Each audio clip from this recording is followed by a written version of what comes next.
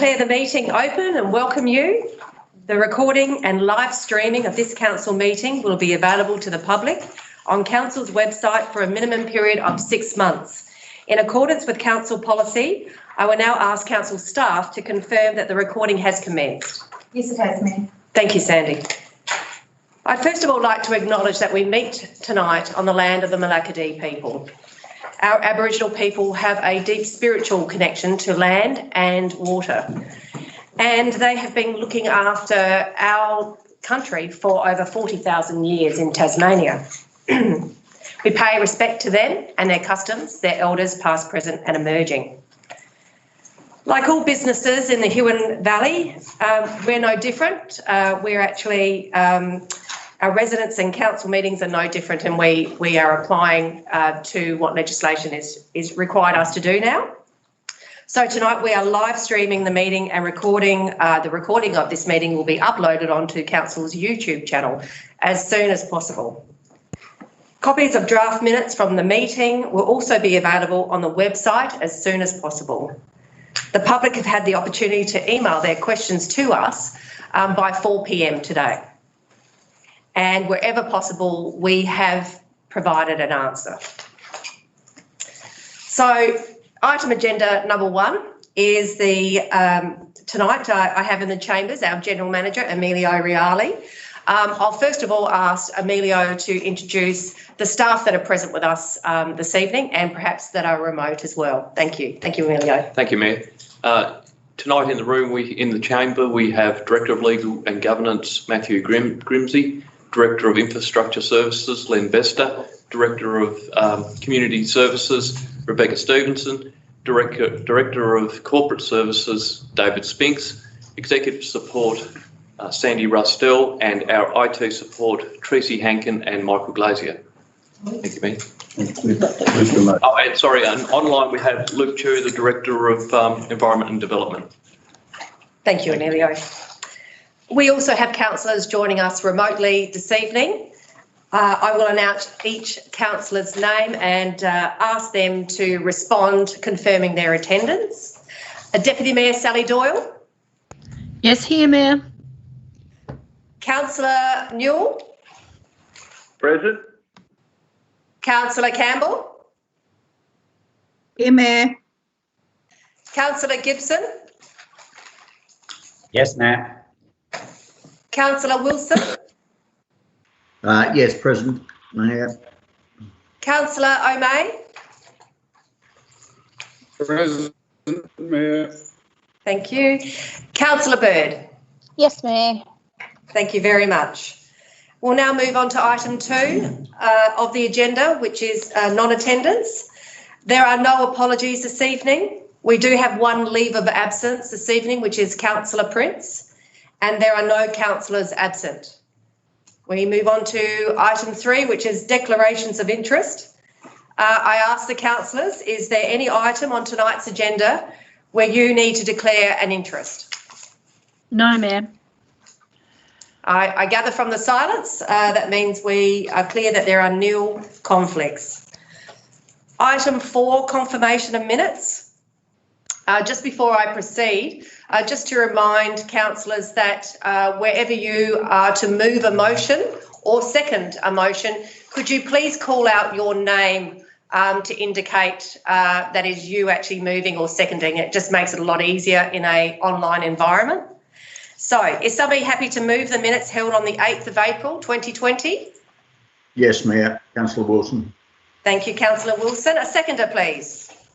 Yes, Mayor. Councillor Doyle. Thank you, Councillor Doyle. I'll put the motion and we'll ask each councillor to state whether they are for or against the motion. Councillor Doyle. For. Councillor Newell. For. Councillor Gibson. For. Councillor Campbell. For, Mayor. Councillor Wilson. For, Mayor. Councillor Bird. For. Councillor O'May. For, Mayor. And that's 4 for me as the Mayor as well. And that is all councillors, and the motion is carried. Thank you. We now move on to item 5 of the agenda. There are no legislative items. Item 6, there are no urgent matters this evening. Number 7, councillors, do you have any announcements? I have one, Mayor. Thank you, Councillor Bird. If you would like to proceed, please.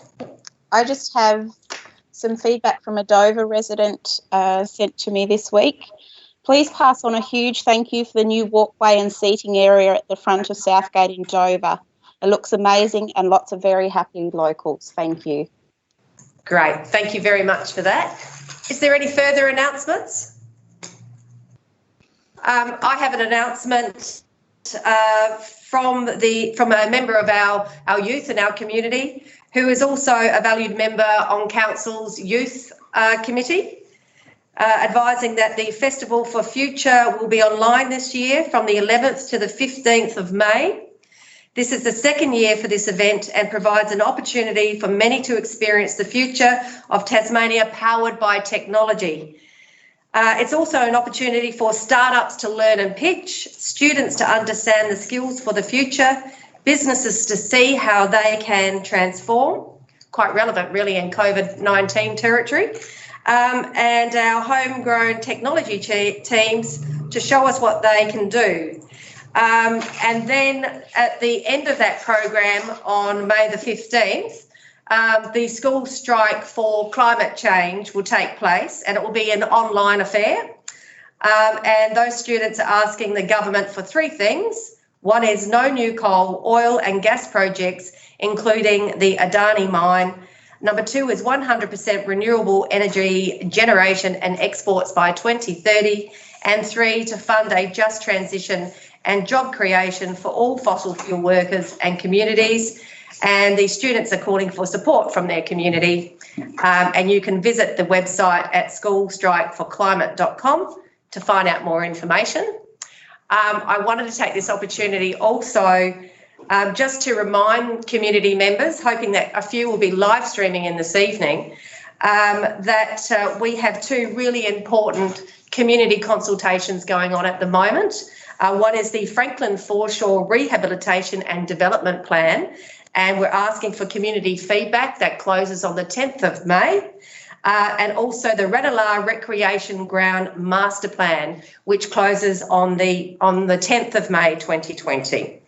So you can have your say by visiting Council's website and click on the Have Your Say page, or email council at hvc@huonvalley.tas.gov.au. And just thank you to our community members. Many in our community members are actually staying home, staying safe and saving lives. And it's not gone unnoticed. We really appreciate you for following the government's requirements to keep us all health and safety. Soon as, if we keep doing this, then, our economic position will return and we'll be able to move around a lot more. So please keep up the great work. Thank you. Number 8 is we now move into public participation time. And 8.1 is public question time, where questions can be answered. The question and answer will be recorded at tonight's meeting. Where questions cannot be answered, the question will be taken on notice and answered at the May Council meeting. Questions are limited to 2 questions per person, and where there are more than 2 questions per person, the answer to these questions are emailed to the requester. So 8.1.1 on the agenda, there are no answers to previous questions taken on notice. Amen. Thank you, General Manager. 8.1.2, there are 2 questions on notice. So I'll start with those first. Thank you, General Manager. The first question is, it's from Gareth Cooper. Why is the Huon Valley Council still issuing rates notices for the payment of full rates, given that it has ceased providing almost all services other than refuse collection and has made no attempt to reduce expenditure commensurate with reduced service provision and reduced income? Is this invoicing for the non-provision of services consistent with the application of Australian consumer law, and why should ratepayers be reasonably expected to pay such invoices?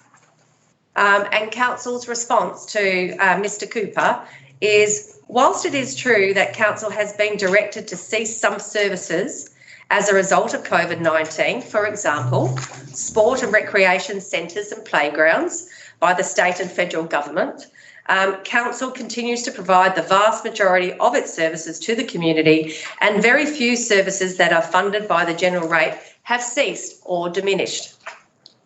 Whilst face-to-face customer service interaction has reduced across Council, the service delivered and provided to the community is continuing, albeit in some cases services are being provided by different means, more online services, for example. Services are continuing either as normal or at varied levels, including road maintenance, new infrastructure, projects, parks and reserves, grounds maintenance, cleaning of public toilets, waste management and roadside collection. Therefore, services are still being provided to the ratepayer, other than those that would be invoiced as a separate for services such as childcare, sports centres and the reuse shop that are not funded by the general rate.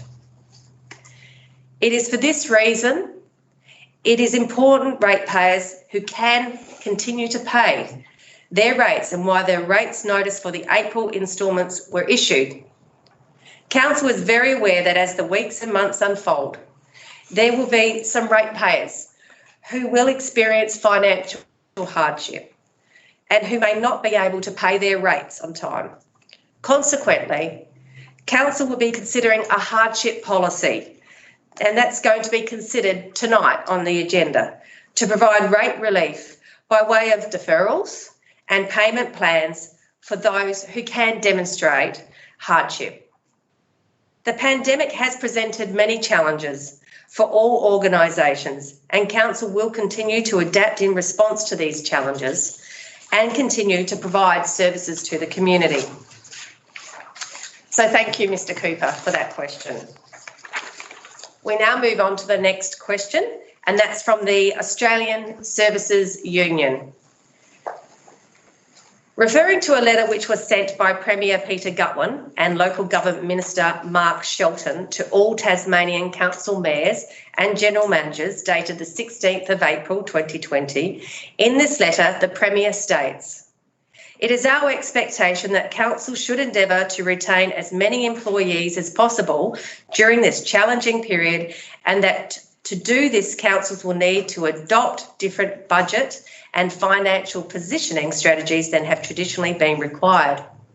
Where appropriate, Council should also redirect staff to support their COVID-19 response measures and community relief and recovery initiatives." Can the General Manager provide assurances to Huon Valley Council's employees that no employees will have their employment terminated as a result of COVID-19, and that Council will prioritise the maintenance of employment of each of their employees in any budgetary decisions moving forward? And Council's response is clause 41 of Council's Enterprise Agreement, the Huon Valley Council Enterprise Agreement 2016 and the Fair Work Act 2009 both provide requirements for consultation in relation to major workplace changes, including the need to relocate employees, the alternation of hours of work or regular rosters, or in the extreme, the potential termination of employment, amongst others. The Australian Services Union the Australian Services Union and our members seek to enter into collaborative consultation in relation to any potential changes in the workplace as a result of COVID-19. That is obviously a question from the Australian Services Union, an introduction. Can the General Manager assure employees of the Huon Valley Council that the management team will enter into consultation before any major changes are implemented in the workplace? And the response from council is, given that local government is not eligible for the federal government's JobKeeper program, the changes which were made to the Fair Work Act 2009 in relation to COVID-19 stand downs and alternation of any employees' regular hours do not apply to the Huon Valley Council. There is a further question, but as I identified, we only answered 2 questions. So the Australian Services Union will receive a response to their third question, including those ones that I've just said, which will be in printed form. So thank you to them for their question. The next question we have is from Huon Valley Residents and Ratepayers Association. The 2018-19 annual report shows that 80% of the Huon Valley Council's income from rates and charges was spent on employee costs. This does not include the cost of external consultants, which was not itemised. On average, the other 6 Tasmanian rural, agricultural, very large councils spent 52% of their rates and charges income on employees' costs in the same year. We recognise that the services that council provide vary significantly, but the Huon Valley Council appears to be highly dependent on grants to provide core services such as roads, public open spaces and other infrastructure. So specifically the questions, one is, do individual councillors consider that having such a high proportion of employee costs is appropriate or desirable? And we have formulated a response on to that for the Huon Valley residents and ratepayers. And it's rather lengthy, so I hope people can keep up with me. It is generally accepted that when done well, comparing an organisation to other like organisations in the same industry or even to other industries is a popular and potentially powerful way to glean insights that can lead to improved organisational performance. It is a process that council often uses. It is also recognised that such comparisons can have limitations. Among these can be the applicable measures and indicators lack context, and doing meaningful comparisons is difficult due to the fact that organisations, even though they may be in the same sector, are never the same. Attempting to compare like with like is therefore almost always compromised. In the case of local government, differences always exist between councils. Councils offer a different breadth of services to differing levels of service, make different policy choices, and run their business utilising different business models. A common example of this is an outside workforce.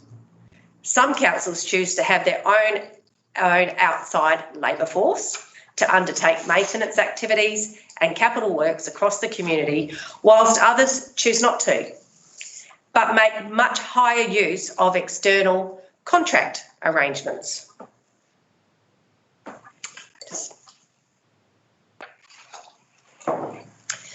With these general comments in mind, the question asserts that council has a high proportion of employee costs relating to its rates income. In answering this question, there are several matters that need to be noted. Firstly, there are several errors in the table supplied as part of the question have been ignored. The table shows 7 Tasmanian councils, but it uses 2018-19 figures in most cases, but 2017-18 figures in one case. Uses actual figures in most cases, but the budget figures in one case and in one case incorrectly. Sounds confusing, but they are different. There are measures that can be used in assessing an organisation's financial performance. Comparing employee costs to rates revenue is not one used in local government. It is not one utilised by this council. It is not one utilised by the industry. Management is unaware of its use. But if there are examples, it clearly has limited adoption. and it is not one utilised by the Tasmanian Audit Office in the Auditor General's review of councils. Council by Choice is a low-rating council. The Auditor General's 2017-18 report, because the 2018-19 has not yet been released, so we need to rely on these 17-18 figures, shows Huon Valley Council as the third lowest rating council of all the 29 councils in Tasmania.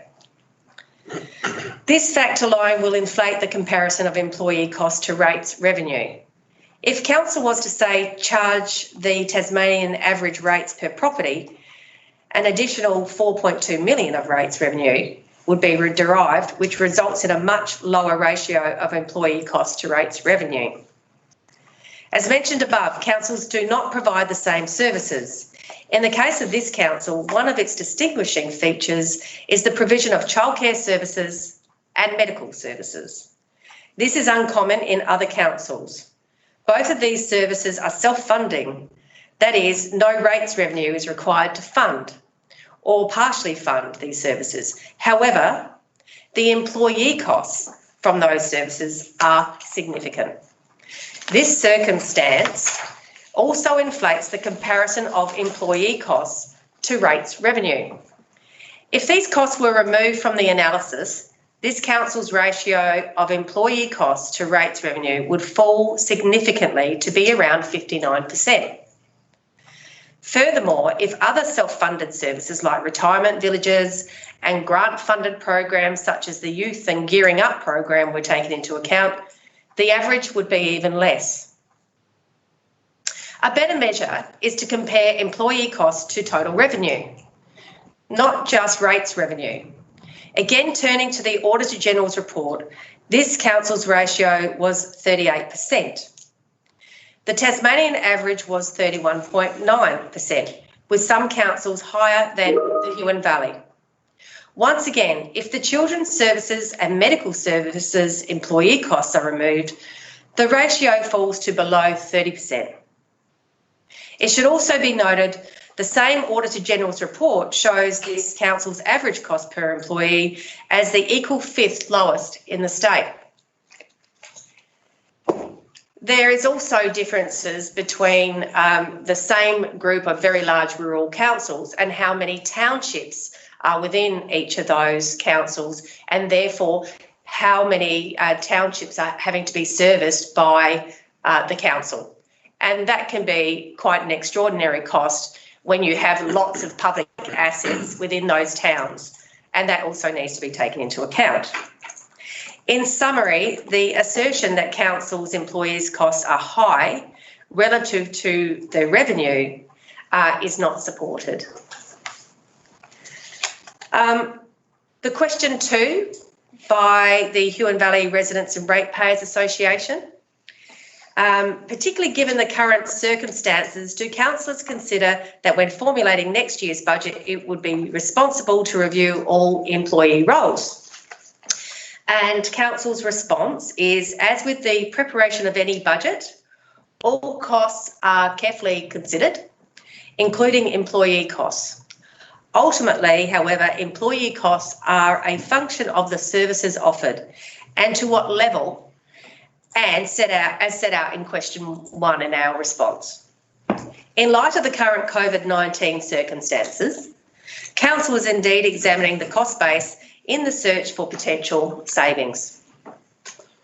A review is currently being undertaken as part of the budget formulation process, where councillors are providing the General Manager advice on what services should be reviewed so he can undertake a review on employee roles. Current areas that are under review include visitor centres, maintenance service levels, including street sweeping, bridges, parks, reserves and road maintenance. This is in response to the reduction in revenue that will be experienced as council desire for its operating loss in 2021 to be minimised. And thank you, Huon Valley Residents and Ratepayers, for those questions. I just, if any of the members and perhaps Pat who might be listening this evening, if you would like to discuss those responses in more detail, the General Manager has said you can contact him and he'd be more than happy to speak to you regarding those responses. Thank you. We have a further question from Cassie Fox. While I understand the agenda item 15.005/20 is present tonight only to be received and noted, I would like Council to clarify and adjust accordingly the two statements. And this is about the visitor information centres for the people that are at home. The two centres run at a budgeted deficit of approximately $310,905, combined total of both services. And Huon Valley Visitor Information Centre is favourable to budget, while Geeveston is slightly unfavourable, although comparable to budget. In a commissioned report titled Huonville and Geeveston Visitor Information Centres, from Visitor Information Centres to a Strategic Visitor Economy Development and Support Service, to which Council direction on the Visitor Information Centres and future directions have been made, published figures are: for Huonville Centre, $208,757, which is she's written here, Huonville Centre at 73% of combined deficit, and then has said 79,057 relating to Geeveston Centre at a 27% of the combined deficit. This is a combined deficit of $287,811. As at the date of the agenda item, the budget forecast for the Huon Valley Visitor Information Centre is favourable to budget, while Geeveston is slightly unfavourable, although comparable to budget, as reinforcing that quote. I have requested the Visitor Information Centre business plan through the Freedom of Information Act, but was rejected, so I do not have access on the allocated budget for the Huonville Information Centre and the Geeveston Visitor Information Centre in order to understand how the current figure represents 73% deficit allocated to Huonville being within budget, but 27% of the combined deficit to Geeveston is slightly unfavourable to budget. The question is, taking into consideration the total budget deficit is now $310,905, can Council please explain the allocated budgets to both centres that allow Huonville to be classified as within budget, but Geeveston is unfavourable, considering the figures published in the Commission report show 73% of the debt is attributed to Huonville for those figures reported? And the response to Cassie from Council is the figures quoted within the report were a summary of the outcomes for the 2018-2019 financial year.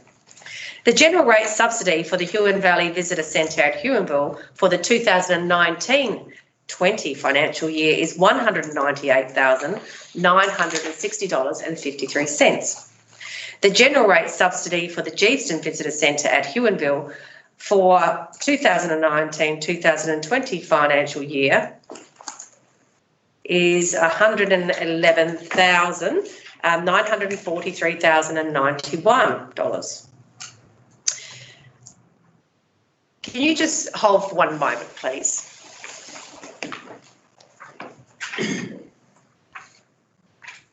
That's how I look at it.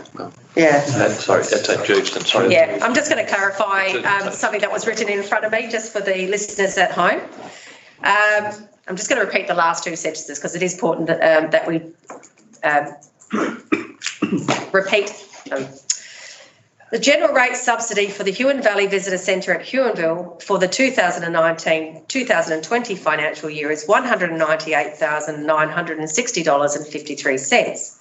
The general rate subsidy for the Geeveston Visitor Centre at Geeveston for the 2019-2020 financial year is $111,943.91. Even when taking into account the impacts of closure of the centres as a result of the COVID-19 emergency, the centre at Huonville is projected to be favourable to budget as at the 30th of June. The general rate subsidy will be less than the allocated budget, and the centre at Geeveston is projected to be comparable with or slightly unfavourable to budget as at 30 June, and that is the general rate subsidy will be same or slightly more than the allocated budget. Question 2.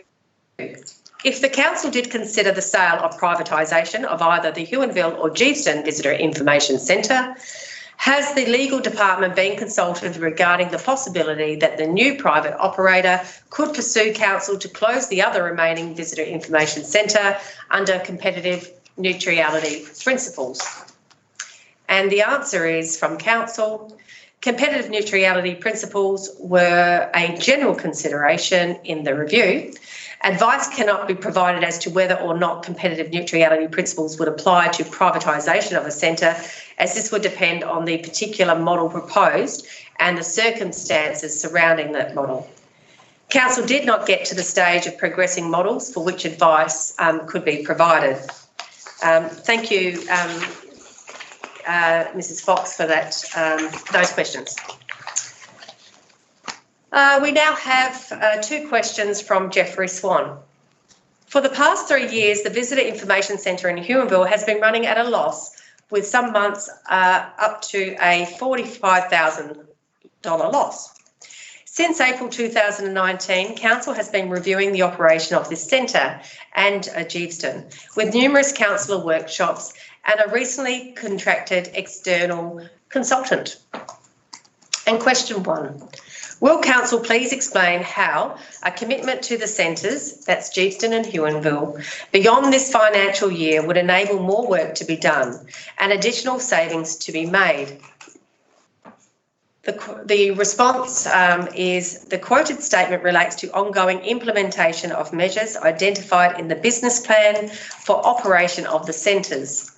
This information is set out in the report in the preceding paragraphs to the statement. And for listeners at home, you'll find that in this related report for Visitor Information Centres, page 15 and paragraph 1.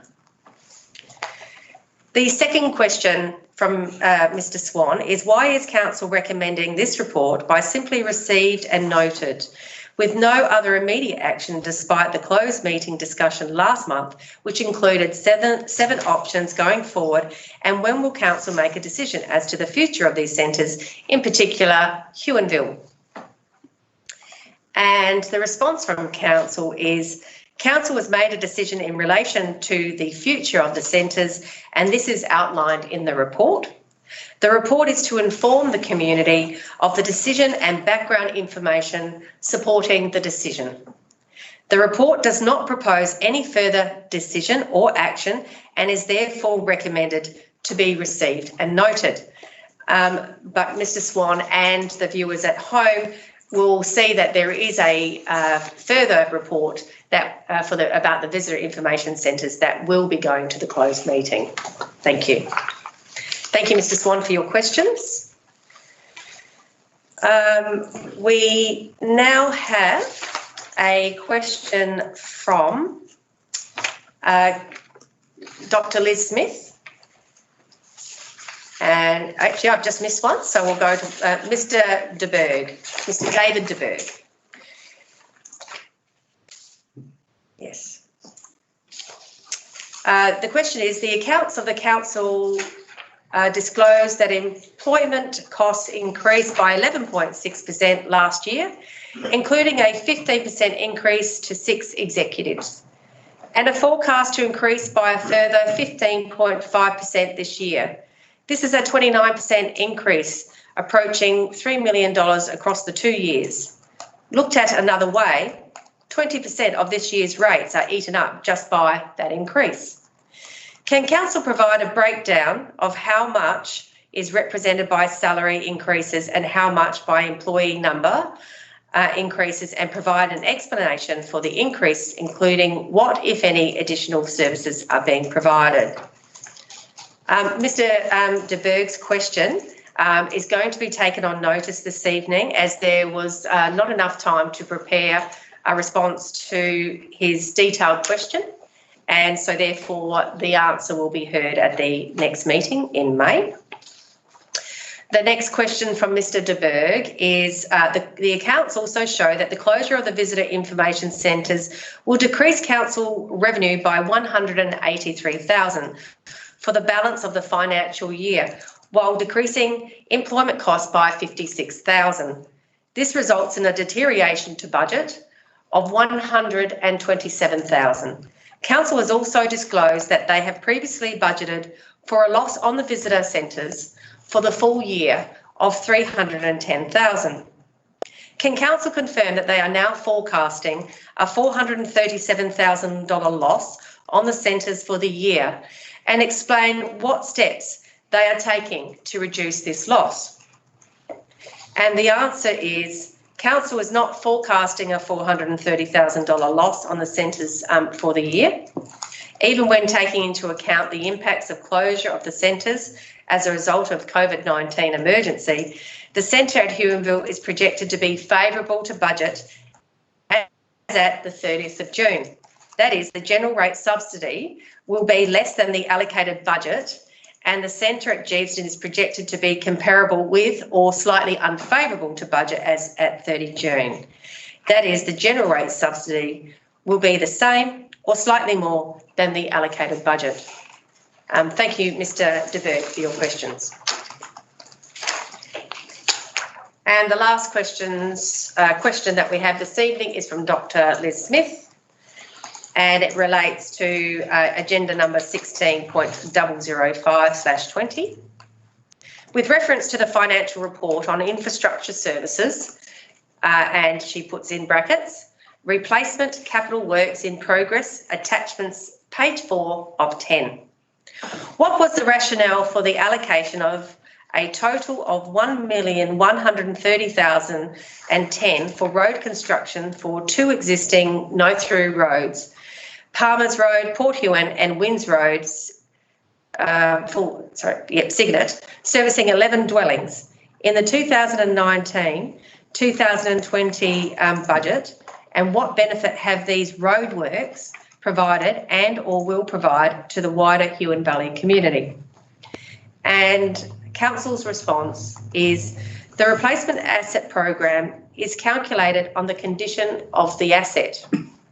When reviewing the condition of the roads, the most cost-effective treatment is applied in order to maintain its level of service. The cost to intervene in the renewal of a road at the optimal point is the most efficient way of maintaining the network.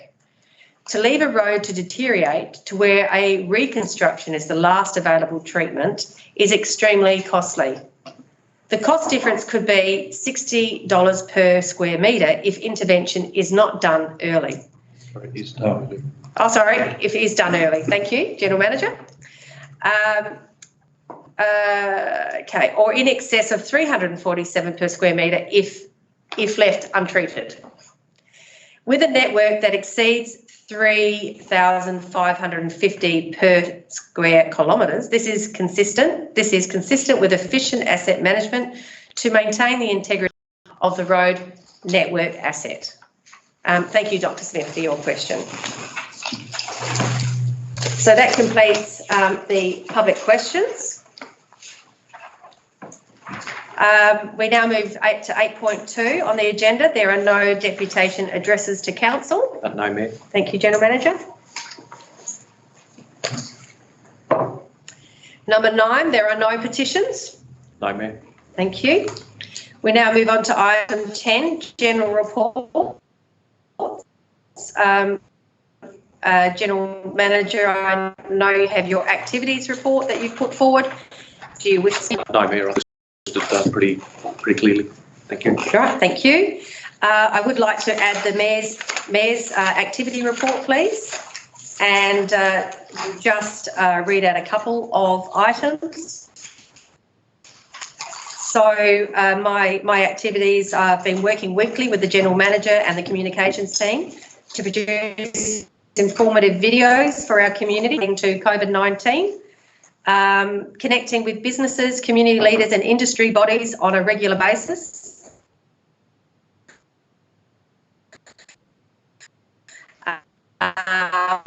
All these matters at the moment relating to COVID-19 or others for these groups, and what are businesses doing and discussing around planning for recovery. The quarterly human resource report is also on the general reports agenda. Would anybody like to speak to that? Would you like to speak to that at all, General Manager?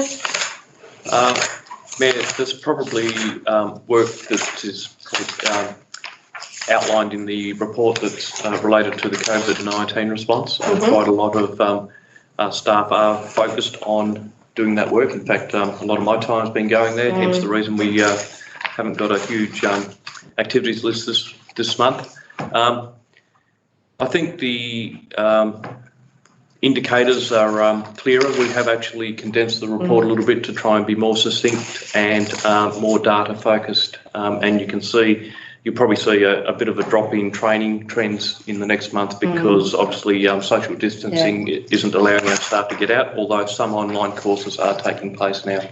I guess the key message is that we are finding other ways of working, delivering services and going about our work due to this emergency. Yeah, great. Thank you very much. Thanks, Mayor. We also have the Health and Wellbeing Committee minutes for the 5th of March that are on there. And Councillor Bird is the chair for that particular meeting. Did you wish to make any comments, Councillor Bird, regarding the minutes? Yes, thanks, Mayor. Just a quick welcome to the returning members and the new members that we have on our committee. Also, we'd like to thank Jaffa Clark, who's actually resigned from the committee due to his work commitments. We'd just like to thank him for the work he's done as part of the committee over the last year. And what else did we have in here? I guess it was our first meeting for the year, so everybody was sort of settling down, and then the COVID issue happened. So we're just sort of playing it by ear at the moment and seeing what we can do in the future online with our meeting. So, yeah, thanks, Mayor. Thank you, Councillor Bird. Are there any other councillors that would like to inform us that they'll be tabling their activities? No? Yes, I have mine, Mayor, but I'll email those through to Sandy. Thank you very much. Thank you. I'll now ask, is a councillor happy to move a motion for those reports to be accepted? Councillor Bird. Thank you. Seconder? Do we have a seconder? Doyle. Thank you. Campbell. I'll now ask each councillor if they have any comments or questions that they would like to make regarding those reports. So, Councillor Doyle, do you have any questions or comments regarding the general reports? No, Mayor. Councillor Newell? I'd just like to say to Emilio and his crew, they're doing a marvellous job. Keep up the good work. Thank you, Councillor Newell. Thank you, Councillor. Councillor Campbell? No, thank you, Mayor. Councillor Gibson? No, thank you, Mayor. And Councillor Wilson? No, thank you. Councillor O'May? No, Mayor, just like to reiterate Councillor Newell's comments to staff. Done a great job. Thank you. Thank you. Councillor, right, Councillor Bird moved it. Look, I do have a couple of questions that I'd like to run through, and therefore the General Manager. Just relating to the Huon Valley Council Meeting Resolution Implementation Status Report, item 17.026/19, Climate Change Strategy, the project plan. I note the last entry D advises that Councillor Gibson is the councillor representative. However, at a later meeting, Councillor Prince was elected as the councillor representative, and the item says it's in progress at the moment. Yes, thank you, Mayor. Thanks for pointing that out. That is actually an error. We will correct that next meeting, and we'll be providing an update on where things are heading fairly soon. I haven't got a date though at the moment, Mayor, but we will. We can clarify that. That's great. Fairly soon. Thank you. That's great. Thank you. Next one is item 15.046/19. Review of risk management policy and risk management procedure, number B, dot point workshop with councillors, the appropriate risk policy statement and risk appetite and tolerance levels of the council for inclusion in the policy and procedure. I was just wondering, considering we're in a unique economic time of our history at the moment, this item seems to be an appropriate task to take to a workshop in the near future. Just wondering if you shared the same opinion. Yes, Mayor. In fact, we had it scheduled for a June workshop. However, we've actually decided to move it out for a few months because not knowing when this situation might end, it's a difficult workshop to conduct online because we do need active participation and people to be looking at risks and reviewing that level of risk. So, yeah, we've decided to move it out so that we can get that direct participation. And I guess in doing that, this might sound a bit corny, but we are managing our risks given the situation we've got, and you know, looking at social distancing and managing our financial risk.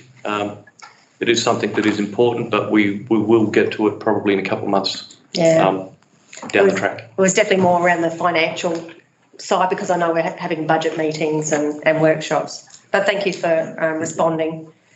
The next question relates to the planning report. So on stamp page 25 of 48, lodged no permit required, noting 4 applications are under assessment. I'd like to seek clarification to my interpretation of this report, if that's okay. Are council officers assessing an application where no permit is required? So I might throw to our Director of Environment and Development to provide a response, Mayor. Absolutely. We'll hear from Luke. Yes, thank you, Mayor. Yeah, no permit required is actually a classification within the planning scheme. So it is different to exempt, which I think you might be thinking of. Okay. Yeah, so for a project to be no permit required, the relevant use class, like for example, residential, that has to be listed in the use table of that zone as a no permit required. And then that proposed use or development has to then comply with all of the applicable standards with no reliance on any discretions or performance criteria. So unless the applicant's highly informed, like a planning consultant, the assessments usually requires a planner's assessment to determine it. It's a much simpler and cheaper option. It's only it's $150 fee. Compared to a permitted or a discretionary application. But yeah, it also provides certainty to the applicant that they do meet those requirements. So they don't have to come to us and pay that fee. But in many cases, they will and they do because to be certain about it and to have that assessment. Okay, no, that's fine. That explains it. So thank you for that. The next questions relate to the Human Resources Quarterly Update. Firstly, I'd like to state how these reports have developed continuously, which I think is fantastic. They really have evolved in the last 12 months and provide a lot of information for councillors and for the public. So I just wanted to note that. It was great to see on page 36 of 46 the diversity, employment and skills-based initiatives that our operational arm are actually enacting. Also realising the benefits of a lean program being introduced into council operations.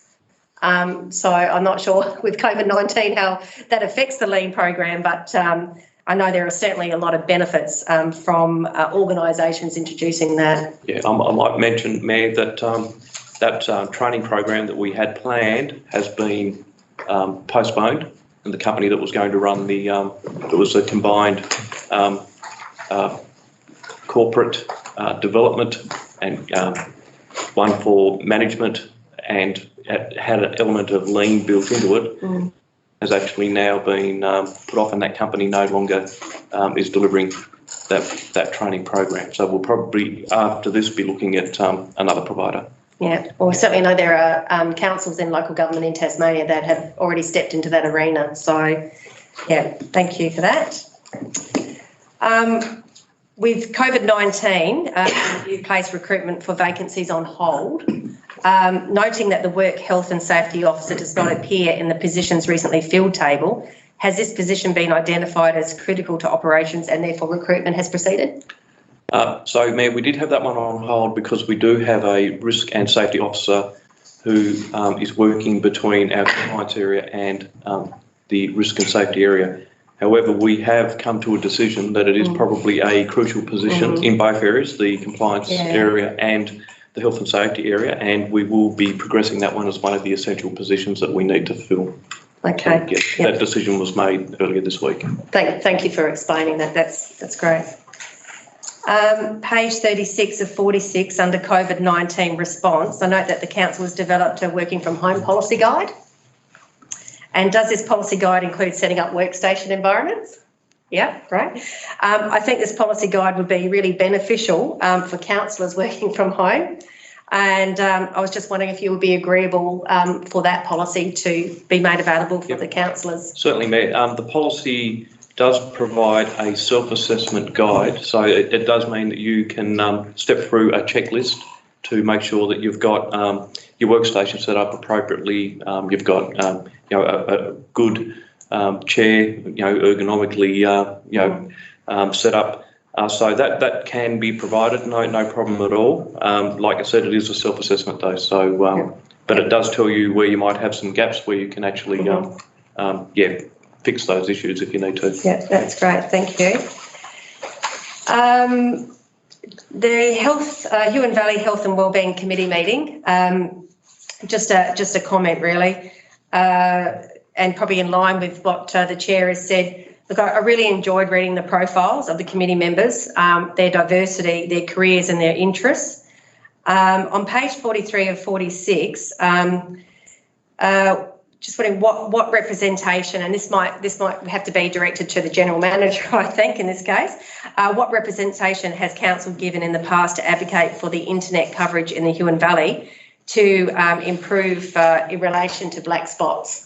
Well, actually, the Director of Community Services probably had a bit of background here, Great. and I can actually also inform a couple of things that have happened since I've been on board as well. Yeah, that'd be great. Thank you.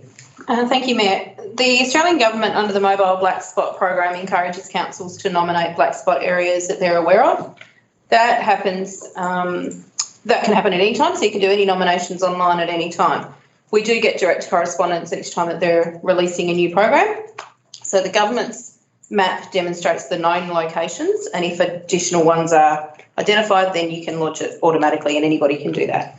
There currently are over 35 locations identified in the map in the Huon area, and under the current funded program, which commenced in 2014 with an expected completion date of 2022, so it's quite a long program, and they release regular rounds. The Huon Valley will have 3 locations improved: Eggs and Bacon Bay, Verona Sands, and the Judbury area.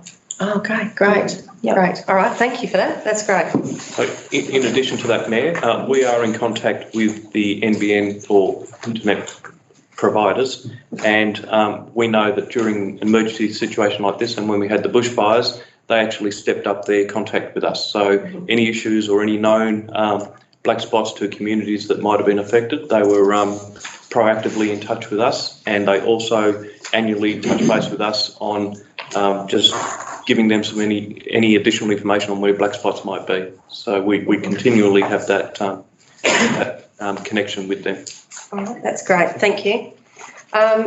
Still with the Huon Valley Health and Wellbeing Committee, on page 44 or 46 relating to impacts of climate change and the committee adding this to their list of priorities, just wondering what is the mechanism in place that links the work that the committee is doing to the Climate Change Consultative Working Group?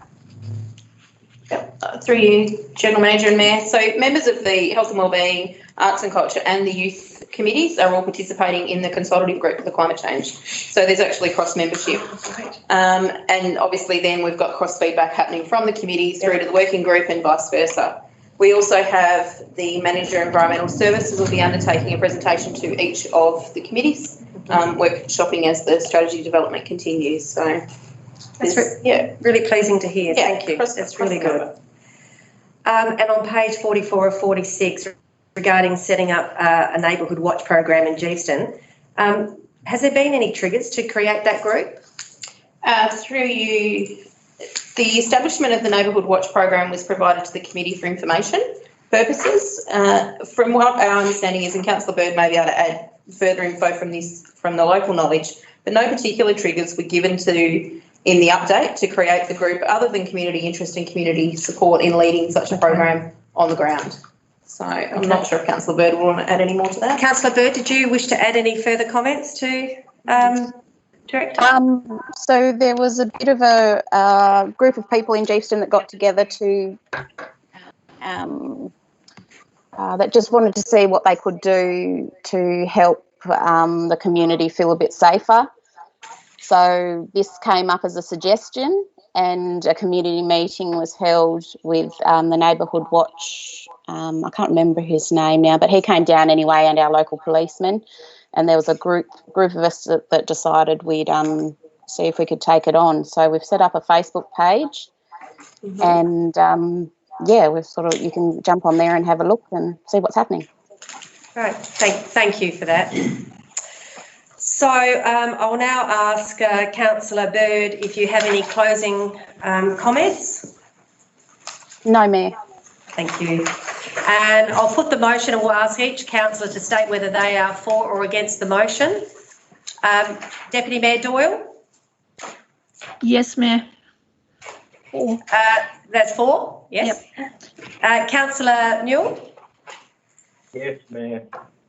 Councillor Gibson? For. Councillor Campbell? Yes, Mayor. Councillor Wilson? For. Councillor Bird? For, thank you, Mayor. Councillor O'May? For, Mayor. Thank you. And the Mayor is for, so that's all councillors and the motion is carried.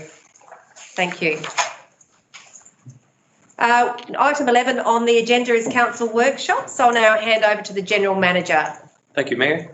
On the 3rd of March, we had 3 items brought forward. The first one was a climate change presentation. Our Director of Environment Development Services provided an update on the status of the climate change strategy. The STCA Climate Change Profile Workshop presentation was also provided and can be viewed on our webpage, and there is a link in the agenda which will take you there so that you can actually view that presentation. We also had the draft Huon Valley Council Diversity and Inclusion Policy. Director of Community Services and our Manager of Community Development talked us through that, and that policy is actually on tonight's agenda for endorsing by Council.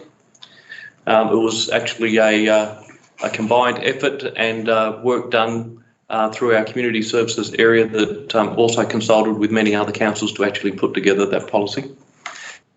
Franklin Foreshore Redevelopment Plan, Director of Community Services talked us through a presentation about the draft Foreshore Redevelopment Plan at Franklin. The project was a result of the 2018 state election promises that was allocated to us. On the 18th of March, we discussed the economic stimulus package, and our Manager of Asset Planning and Process provided an explanation on how Huon Valley Council roads are assessed for sealing and upgrading. We also talked about fast-tracking the delivery of critical road projects through the Infrastructure Investments Funds, which is an extension of the Roads for Recovery program by the federal government. And also talked about the COVID-19 crisis that we've got, and I provided an update to the council about council's business continuity plan, how it's been activated, and our pandemic continuity plan. So that's what we're operating under at the moment.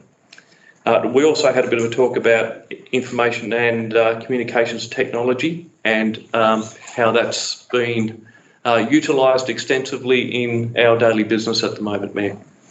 Thank you. 31st March, we discussed relief mechanisms that have been proposed by the Local Government Association of Tasmania, and I provided an update on the context of that, which resulted in our council report that went to the earlier April council meeting, which was brought on as an urgent matter. Our budget direction, now that we've know that we're dealing with a crisis, and our Director of Corporate Services provided an overview, presented a model, and we're continuing to develop that model as we're firming things up, Mayor. And that was our workshops for March. Okay, thanks very much. We now move on to agenda item 12, which is councillor questions. There are no questions on notice. Are there any questions without notice, councillors? Yes, thank you, Mayor, Councillor Wilson. Thank you, councillor Wilson. My question is to the General Manager. Possible to arrange for a workshop on tourism as soon as we practically can. My major concern is that the tourism industry has been faced with an almighty downturn.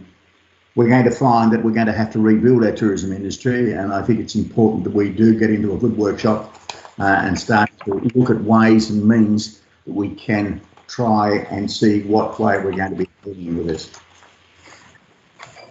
General Manager. Thank you, Mayor. I'll take that on notice, Councillor Wilson, because we will have some a workshop coming for Council fairly soon on the brand development, which will incorporate a piece on tourism. So if we're able to wait till that occurs, which is 2 to 3 weeks away. Thank you, General Manager. That'll be fine. Councillor Wilson, if there was probably something sort of specific that you were thinking of, you could thank the General Manager so that he can prepare the workshop a bit around what your thoughts are as well. Yep, thank you. That would be helpful. Yep. Yep, that'll be fine. Thank you. Thank you. Any other questions? Yes, thank you, Mayor. Through you to the General Manager. So that's Councillor Campbell. Yes, sorry, Councillor Campbell. Thank you.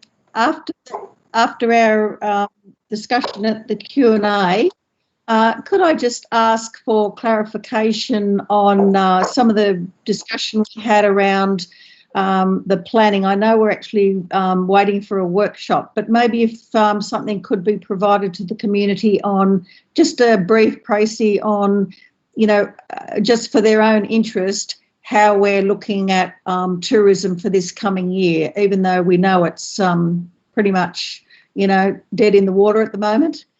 Just council's and staff's understanding of what we can do to support the concerns of the community right at this time when they're trying to work out what they're doing, you know, for the coming tourist season. Councillor Campbell, could that be done in conjunction with the workshop? Yes, thank you. And also just following on, I suppose, from Councillor Wilson's concerns, I'm quite happy for it to come to a workshop, and if there's any indication of, you know, how soon that can be, even approximation, it's just really for community to feel they've got something to aim for, I suppose. Thank you.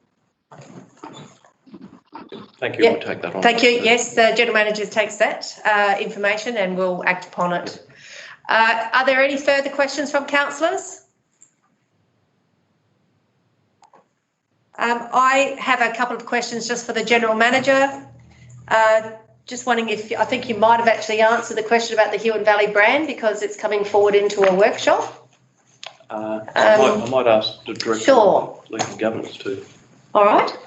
Thank you, Mayor. The Huon Valley brand website is currently being finalised with the business and community directories being completed. The website is scheduled to be launched in early May.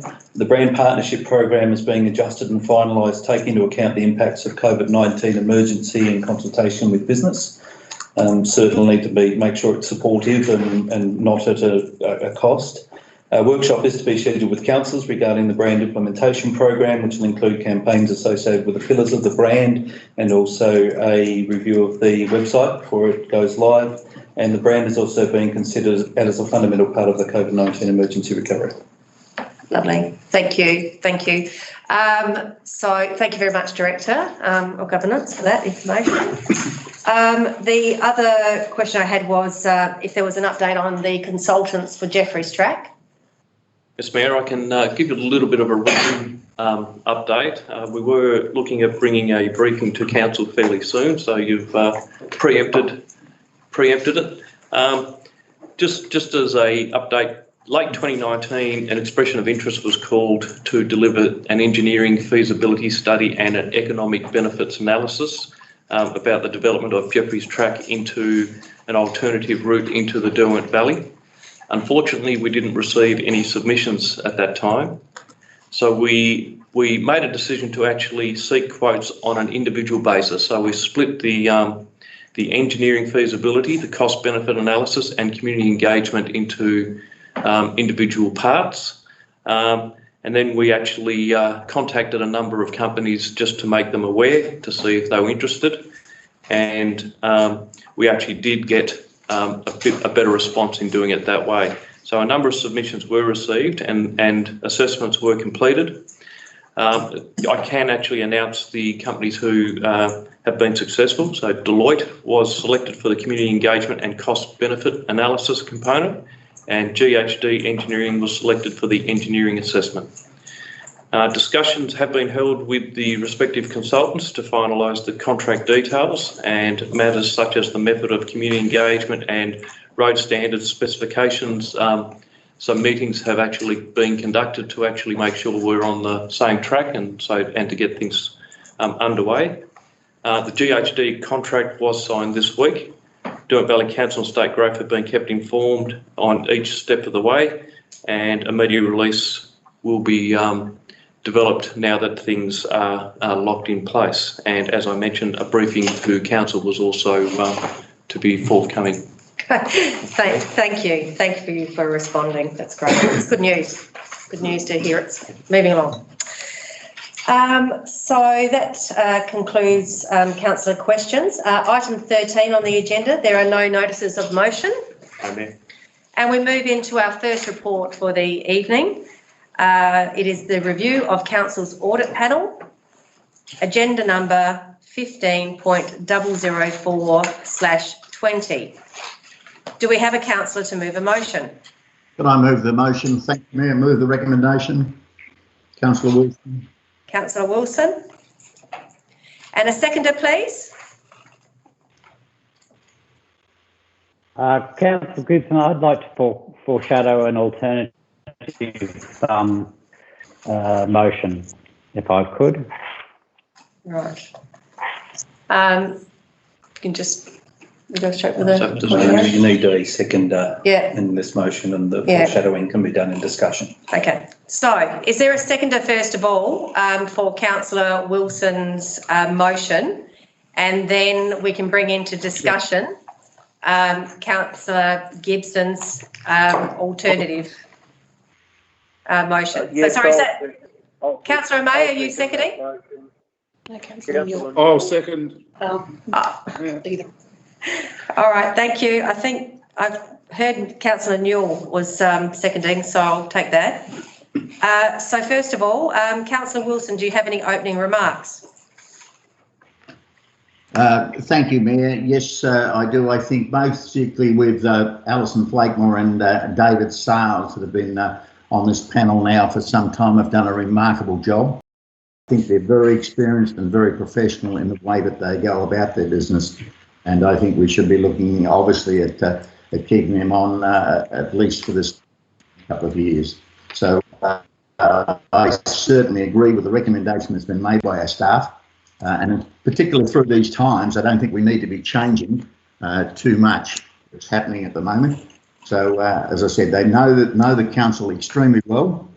I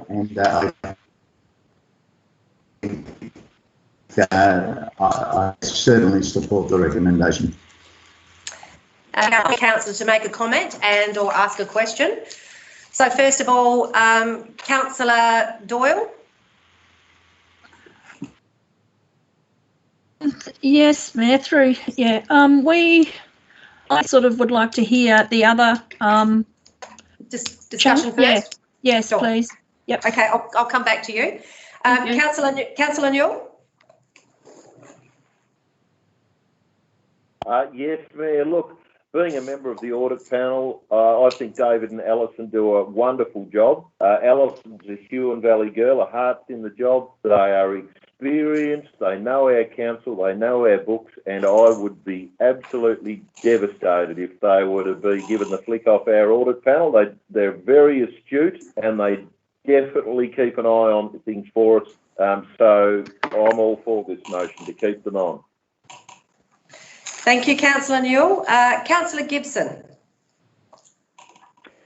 Oh, sorry. Well, I mean, there's two comments there about how well the current independent members know the council, and I guess my point is that the regular changing of independent members doesn't have any bearing in the quality of the work they do of the current members at all. It's just a mechanism for ensuring that this role remains independent.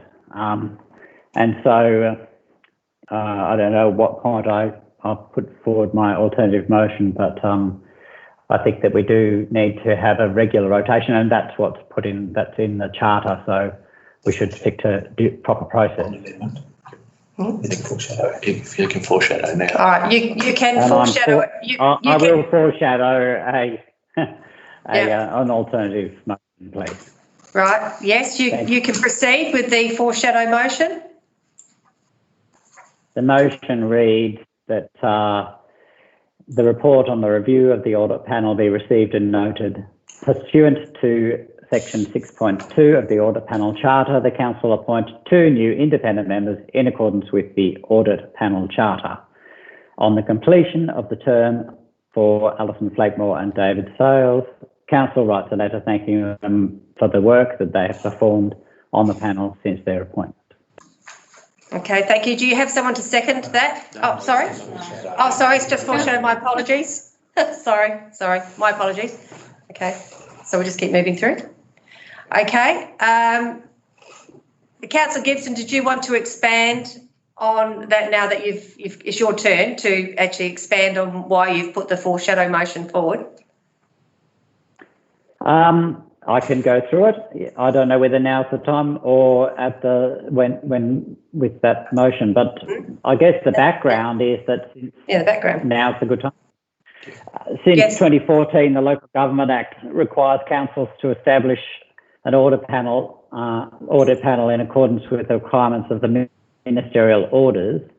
The audit panel charter allows for 3-year appointments of the independent members to safeguard that independence is maintained. The current audit members were appointed for a 3-year term in accordance with the charter in January 2015, which was to end in January 2018.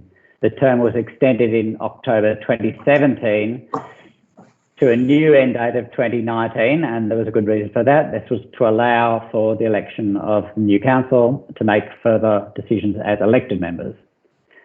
An extension was then sought to allow for the audit panel review, citing delays in normal business due to the 2019 bushfires. At the meeting of May 2019, Council approved the staff recommendation for a further extension to the 30th of June 2020. It's essential that audit panel maintains its independence and objectivity, and to safeguard this, it's important that we follow the proper process of regular renewal of the independent audit panel members. The current members have already had more than 2 full terms. Thank you, Councillor Gibson. Councillor Campbell? Mayor, I'd like to actually, with the foreshadowing of Councillor Gibson's motion, can I speak to that, or do I wait till the end? What is the requirement? Thank you. Speak to the motion which is before the chair. Oh, okay, which is not the foreshadow. You need to speak to the motion that's actually before the chair at the moment, which is the motion supported by Councillor Wilson. No, thank you, Mayor. I won't have anything to say on that. Thank you. Right, thank you very much. Councillor O'May?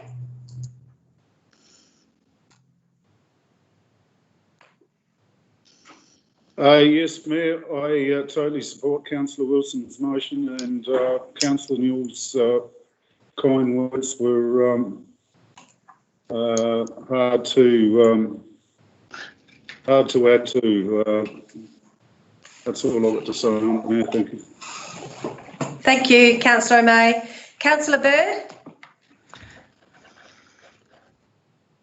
No, Mayor. All right, thank you. Councillor Doyle, do you wish to say something at the moment, or? No, I'd like to speak on Councillor Gibson's motion. Sure. All right, thank you. So do we get me, then go to the vote? Yep. Okay. All right. So just for me to provide some feedback, just taking the comments that Councillor Newell made and Councillor Tate. I absolutely agree with you that these are two, Alison and David are very professional, and that they've provided a great service on the audit panel. And so I agree with those comments that you have made. And we'll now take it to a vote. So, Councillor Wilson, do you have any closing remarks? Yes, I do. Thank you, Mayor. I think to change both independent members at this stage, and let's repeat that they are both independent members, would be, there's a learning curve in this. You don't basically pick up everything in the audit panel that we've had over time. And I know I was on the very first audit panel that was put up, and it takes a long time effectively to know exactly what's going on. So I see it as a major concern that you would replace the two people there. If in time we decided to change over and do one at a time, I don't have a major issue with that. But I think to take the two of them out at this stage would be totally irresponsible as far as I'm concerned. They have the experience and they have the knowledge. Maybe what we need to do is look forward to, in the future, where do we go with this and changing over. But there's certainly the experience there and very professional. Thank you very much. Thank you, Councillor Wilson. So we'll now go through, I'll put the motion and I'll ask each councillor to state whether they are for or against the motion. Deputy Mayor Doyle. Yes, Mayor, I'm against. Councillor Newell. I'm for the motion, Mayor. Thank you. Councillor Gibson. Against. Councillor Campbell. Against, thank you, Mayor. Councillor Wilson. I'm for the motion, Mayor. Thank you. Councillor Bird. Against, Mayor. Thank you. Councillor O'May. I'm for the motion. Thank you. And I am against. And that is 1, 2, 3. 3 is for the motion and 5 is against. So the motion has been lost. So now if we can bring the motion of Councillor Gibson's back onto the table, please. I have it here in front of me.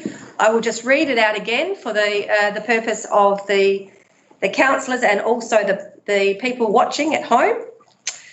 The motion reads, A, the report on the review of audit panel be received and noted. B, pursuant to section 6.2 of the audit panel charter, the council will appoint 2 new independent members in accordance with the audit panel charter. C, on the completion of the term for Alison Flakemore and David Sales, council writes a letter thanking them for the work they have performed on the panel since their appointment. So, Councillor Gibson. Yes, Mayor. Yes, lovely. Can I have a seconder for Councillor Gibson's motion?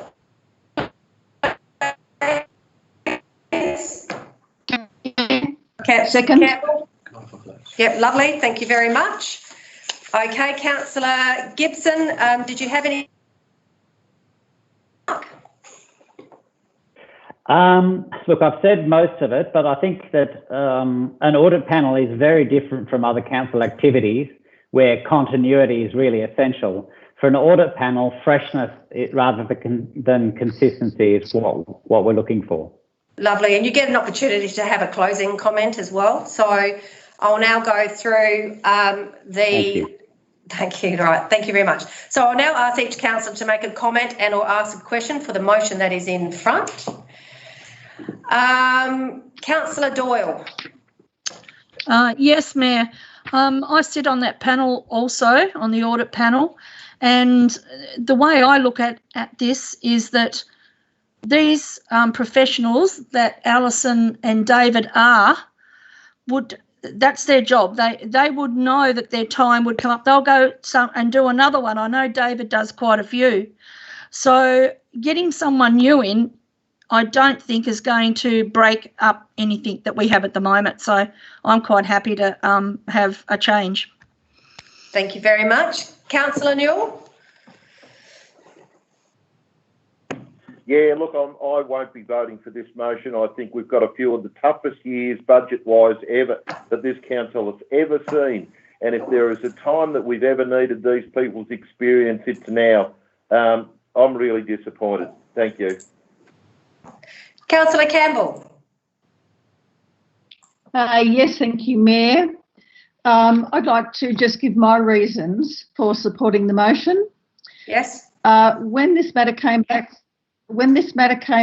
onto the agenda for this council meeting, I had a number of phone calls from community members asking me why we were being asked to grant another extension until 30 June 2022 without going to an EOI process. They raised the Board of Inquiry findings regarding the audit panel, and this caused me considerable concern. I went to the legislation and audit charter of Huon Valley Council to understand my responsibilities to the community and as their elected member. The reason I did this was because as a newly elected member on the 22nd of May, I seconded the motion to extend the term for the current independent auditors. I went back through the history back to January 2015. I saw that on the 25th of October 2017, under Resolution 15.046/17, an extension was granted by Commissioner Taylor to provide an extension to the term of the independent members and expired in October 2019.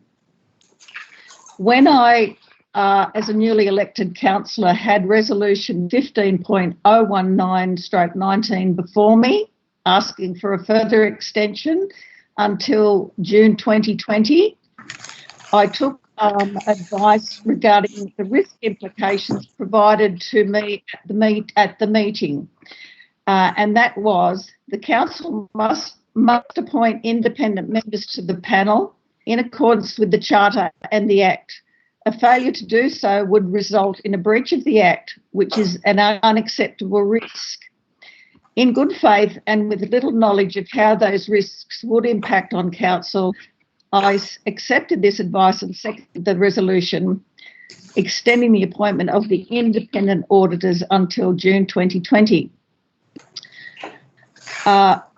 In saying that, I felt a certain sense of concern about giving another extension, given that we provide 3-year terms. So I was very concerned about that. So I looked at the Section 85 of the legislation to inform myself before I came to this meeting again. And given that I had community concerns raised with, if I look at the appointment times, the one that really struck me of concern was the last resolution on the 22nd of May, which highlighted the end date, which was nominated by Commissioner Taylor. it had the end date of 2020, June 2020. Now, because it didn't have a start date on that resolution, it appears that it only provided 8 months from October until June 2020, from October 2019 to June 2020. And as far as I can understand from the Act, that there is a minimum of 12 months appointment for an independent audit panel member. I can understand why at the time that we were asked to do that because of the bushfires. I personally feel that I'm sure that the current audit panel people are very reputable. That's not in question. What's in question for me as an elected member is having to vote on something that I am not sure whether the time frame that I understood in the 29th of May, whether it was only an 8-month appointment back to Commissioner Taylor's extension. And so in that sense, I felt that I wanted to look at this more objectively, and that is why I actually decided that we need to have we need to follow due process and go with 2 new independent members for the sake of the community transparency and good governance. Right. Thank you. Councillor Campbell, did you have one question in there that needed to be answered as well regarding what looked like 8 months to you, just so that the Director of Governance can look into that, even if it's not a response tonight? But is that a question from you? Yes, it's a question. All right. Okay. Can I ask the question now? You can, but there may not be the information to give a response to you now. That's all. So we'll have to take that. We'll have to take that on notice. Yeah. We'll have to take that on notice. Yes. The question was quite clear, though. Yeah. Okay. So I don't need to repeat it. No. You don't. That's fine. Look like 8 months. Yeah. Thank you. All right. Thank you. So we now move on. Thank you, Mayor. I will not be supporting. I believe that we'll be losing 2 very experienced people.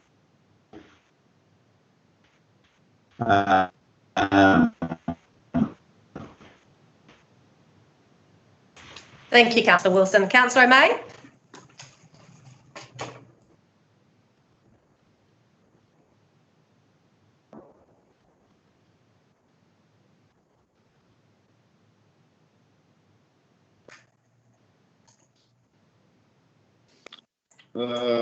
The state, country and indeed the world are facing at the moment now is not time for a major change. Although the framework is there to do this in the future, I believe now is a critical time where we should be closing and focusing our energies on more positive things for the community and keeping people employed and looking after businesses that are struggling. Thank you, Councillor May. Councillor Bird? Oh, sorry, Councillor May. Did you have something else to say? My apologies. That's all I have to say. Thank you, Mayor. Thank you. Councillor Bird? Yes, thanks, Mayor. In no way will I take away from Alison and David's work on the audit panel, but at the same time, process does need to be followed, and I'm actually really grateful for Councillor Gibson's background, helping me understand this a little bit better. But I do have a question, because I do actually agree with what Mike said about, and especially at this time with getting in 2 new people, why wouldn't this be staggered? So one person steps down and somebody else comes in, so we're not getting 2 new people at the same time, if that makes sense. Well, certainly in the report, there is a reference to having an alternation, between. It does actually mention that. I think you would have to ask Councillor Gibson the question as to why he hasn't put that in the motion. Can I then, through you, Mayor, ask Councillor Gibson that question? Yes, you certainly can. So, Councillor Gibson, are you able to respond why you didn't put the motion forward as an alternation of members? I guess I see this role as not requiring a lot of in-depth knowledge of the workings of the organisation that you're auditing. It's more about having a look at things with a clean slate, with a fresh look at things. And people who do these jobs, they have the skills to pick up quite quickly what the situation is. I guess if there hadn't been already two terms for both of them, I would prefer an alternating thing, and I'm open to it. If everybody thinks that that's going to be a lot better than as an ongoing thing, I'm open to it. I guess that's my point, looking into the future. Should that be the way it's done? Should it always be staggered? And can we put that into Probably, this yes. one? Okay. Could I ask a question, Mayor, please? Yes. And I don't know whether it's practical or possible to do it at this stage, but could we bring something into his motion that effectively says that we do replace one at a time and stagger that? Would Councillor Gibson be interested in doing that, and is it practical to do that as far as the council is concerned?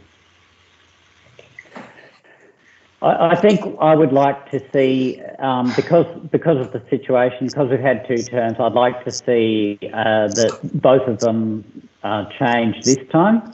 But I would support very much Councillor Bird's suggestion that the two terms are staggered from now on, so that one person is taken on for the 3 years and another taken on for 1 or 2, probably 2. So there's a 1 year stagger from now on. That would be my preference. Yeah, that makes sense. Thank you, Councillor Gibson. I think you responded to that one quite well. So, Councillor Bird, you've made a comment. You've had a question. I'll just move into responding as well, and then we'll go back through and see if anybody else has any questions. Okay, so for me, I believe there is a valid reason why independent audit panels have a term of up to 3 years. Independent panel members bring an independent, forensic and objective position to reviewing council's finances, strategies, plans, long-term arrangements, the assumptions and policies and council's recommendations and our decisions. It is also to consider the accounting, internal control, anti-fraud, anti-corruption and risk management policies, systems and controls that the council has in relation to safeguarding its long-term financial position. Other than the ordinary council meeting, the audit panel is the most important committee because of the functions it holds. Without prejudice, I believe the decision for meeting good governance is not to extend the current contracts of the incumbents, but to recruit new members to the panel. I believe in the actual policy that we have, or the charter for the audit panel, it clearly details what the characteristics are of those panel members for the purpose of recruitment. And experience is one of those. So I agree with Councillor Gibson. This is not a matter of bringing in new panel members, independent panel members, who don't already have first-hand experience sitting on local government audit panels. And I believe that the charter was written in such a way to ensure that there was a maximum of 3 years term. And I feel very uncomfortable about extending once again to what would be a period of 8 years. If those positions were to conclude in 2022, that would be theoretically 8 years, and it doesn't sit with me well. The Director of Governance is a very experienced person in the area of governance, and the Director of Governance is the person that supports the audit panel and its members. It's the Director of Governance who will be providing them guidance and assistance and help for new panel members. But the new panel members will know how to operate, they will know the local government environment. So to accept the recommendation to extend the current incumbents would mean a contract, as I said, for a period of 8 years, not a maximum of 3. And I know I picked up on Councillor Newell saying that not giving the current incumbents the flick. It's certainly not that, Councillor Newell. These are very professional people. They know that they've extended past the 3-year period. We are very grateful. We've continuously said that at meetings, that we are grateful for the work that they've done. And this is simply us, I believe, enacting good governance and actually following the processes that we have in place already. If we can go to Councillor Gibson for a closing remark, please. I think it's really all been said. But I really think it is incredibly important that we have regular changing of these independent members. It's just the right process, as you've outlined, Mayor. Thanks very much. Thank you. So I'll put the motion and we'll ask each councillor to state whether they are for or against the motion. Councillor Doyle. For, Mayor. Councillor Newell. I'm against the motion, Mayor. Thank you. Councillor Gibson. For. Councillor Campbell. For, Mayor. Councillor Wilson. Against, Mayor. Councillor Bird. For, Mayor. Councillor O'May. I'm against, Mayor. Thank you. And the Mayor is for. So that is 5 for and 3 against. 5 for, yeah, 5 for. Oh. Yeah, sorry. 5 for the motion and 3 against the motion. And the motion is carried. Thank you. Good debate. Thank you very much. Okay. We now move into the next report, which is the Visitor Information Centre Review Outcomes, agenda number 15.005/20. Do we have a councillor to move a motion? Yeah. That's Councillor Wilson. Thank you. Seconder, please. Councillor Bird. Thank you, Councillor Bird. Councillor Wilson, do you have any opening remarks? A pretty straightforward report. Thank you, Mayor. I think obviously we've got some discussion in closed council this evening, so I'll leave it at that. Thank you. I'll now ask each councillor to make a comment or ask a question, please. So, Councillor Doyle? No comment, Mayor. Thank you. Councillor Newell? No, Mayor. Councillor Campbell? No, Mayor. Councillor Gibson? I think we've got some hard decisions to make here, but we'll go into it in closed council. But it's a good report. Thank you. Councillor Wilson? Oh, sorry, my apologies. You've already opened or you'll be doing a close. Councillor O'May?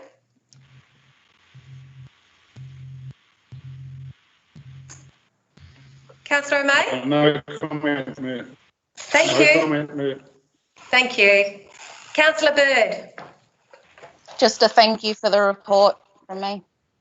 Yep. And I certainly can't add anything to it either, so no comment from me. Councillor Wilson, do you have any closing comments? No, thank you, Mayor. All concluded. Thank you. I will put the motion. I will ask each councillor to state whether they are for or against the motion. Councillor Doyle? For, Mayor. Thank you. Councillor Newell? For, Mayor. Thank you. Councillor Gibson? For, Mayor. Councillor Campbell? For, Mayor. Councillor Wilson? For, Mayor. Councillor Bird? For, Mayor. Councillor O'May? For, Mayor. Thank you. And the Mayor is for, so that's all councillors and the motion is carried. Thank you. The next report we have is the financial report, agenda number 16.005/20. Do we have a councillor to move a motion? Yes, Mayor. Councillor Campbell, move Thank it. you. Thank you. A seconder? Councillor Bird. Thank you, Councillor Bird. Councillor Campbell, do you have any opening comments or questions? Just some comments. I'd like to thank David and his team for all the hard work that has been presented to us, and also to acknowledge that this budget comes to us with a lot of concerns around the COVID virus, and just to assure the community that councillors are working hard with the staff to ensure that we take into account all those necessary impacts that we will be feeling, or we are already feeling, and just thank David and his team for making the working together pleasurable. Thank you. Thanks, Councillor Campbell. I'll now ask each councillor to make a comment and or ask a question. Councillor Doyle? Through you, Mayor Ben, I think the one thing that I've picked up on is that the things that are closed that, that we know are not going to, run to budget or run to profit, just being kept up to date by by David and his team has been a great thing. So thank you. Thanks very much. Councillor Newell? No comment, Mayor. Thank you. Councillor Campbell? Oh, sorry, not again. Councillor Gibson? I just had one point of clarification, if I could, through you, Mayor, to the Director. In the notable projection variations, the unfavourable change of 212,849, that I understand must be a kind of some of the figures in the breakdown by department. Is that correct? And if so, could he maybe just direct me as to where that is broken up, how that's broken up? Yeah, happy to do that, Mayor. So the question is in relation to the user charges income line, which we're showing a $212,000 unfavourable variance. And the explanation for that is it's primarily coming from decreased revenue, obviously from the visitor information centres which are closed, plus one or two other odds and sods, but primarily from the information centre. Okay. Centres. Right. Thank you. Thank you, that's what I understood must be the case. Thank you. Councillor Wilson? Yes, a question to the Director, please. Just on the borrowings, David, effectively with the state government, we've got the 1.41 million and then we've got the balance, obviously. Just an explanation of 1.28 million effectively in April or up by April 2024. Can you just explain a little bit on that, please? Happy to do that, Mayor. So these are the loans that we took out as part of the state government's interest rebated scheme. So These are loans for primarily the main drain project, but also the new council car park in the town centre. Those loans have a 3-year payback period, and as I said, whilst we pay the interest charge on those, we then get it rebated back via State Treasury. So the original balance is $1.4 million. We made a payment already, so the outstanding balance at the minute is $1.28 million. Thank you. So, sorry, Mayor, it's a 5-year payback period, sorry to correct you, yeah, because there are some other interest-free loans at the moment for 3 years, and these ones are actually 5, so yeah. Sorry, just a clarification there. They're the better ones, 5 years. Thank you for that. Thank you, Councillor Wilson, and thank you, Director. Councillor O'May?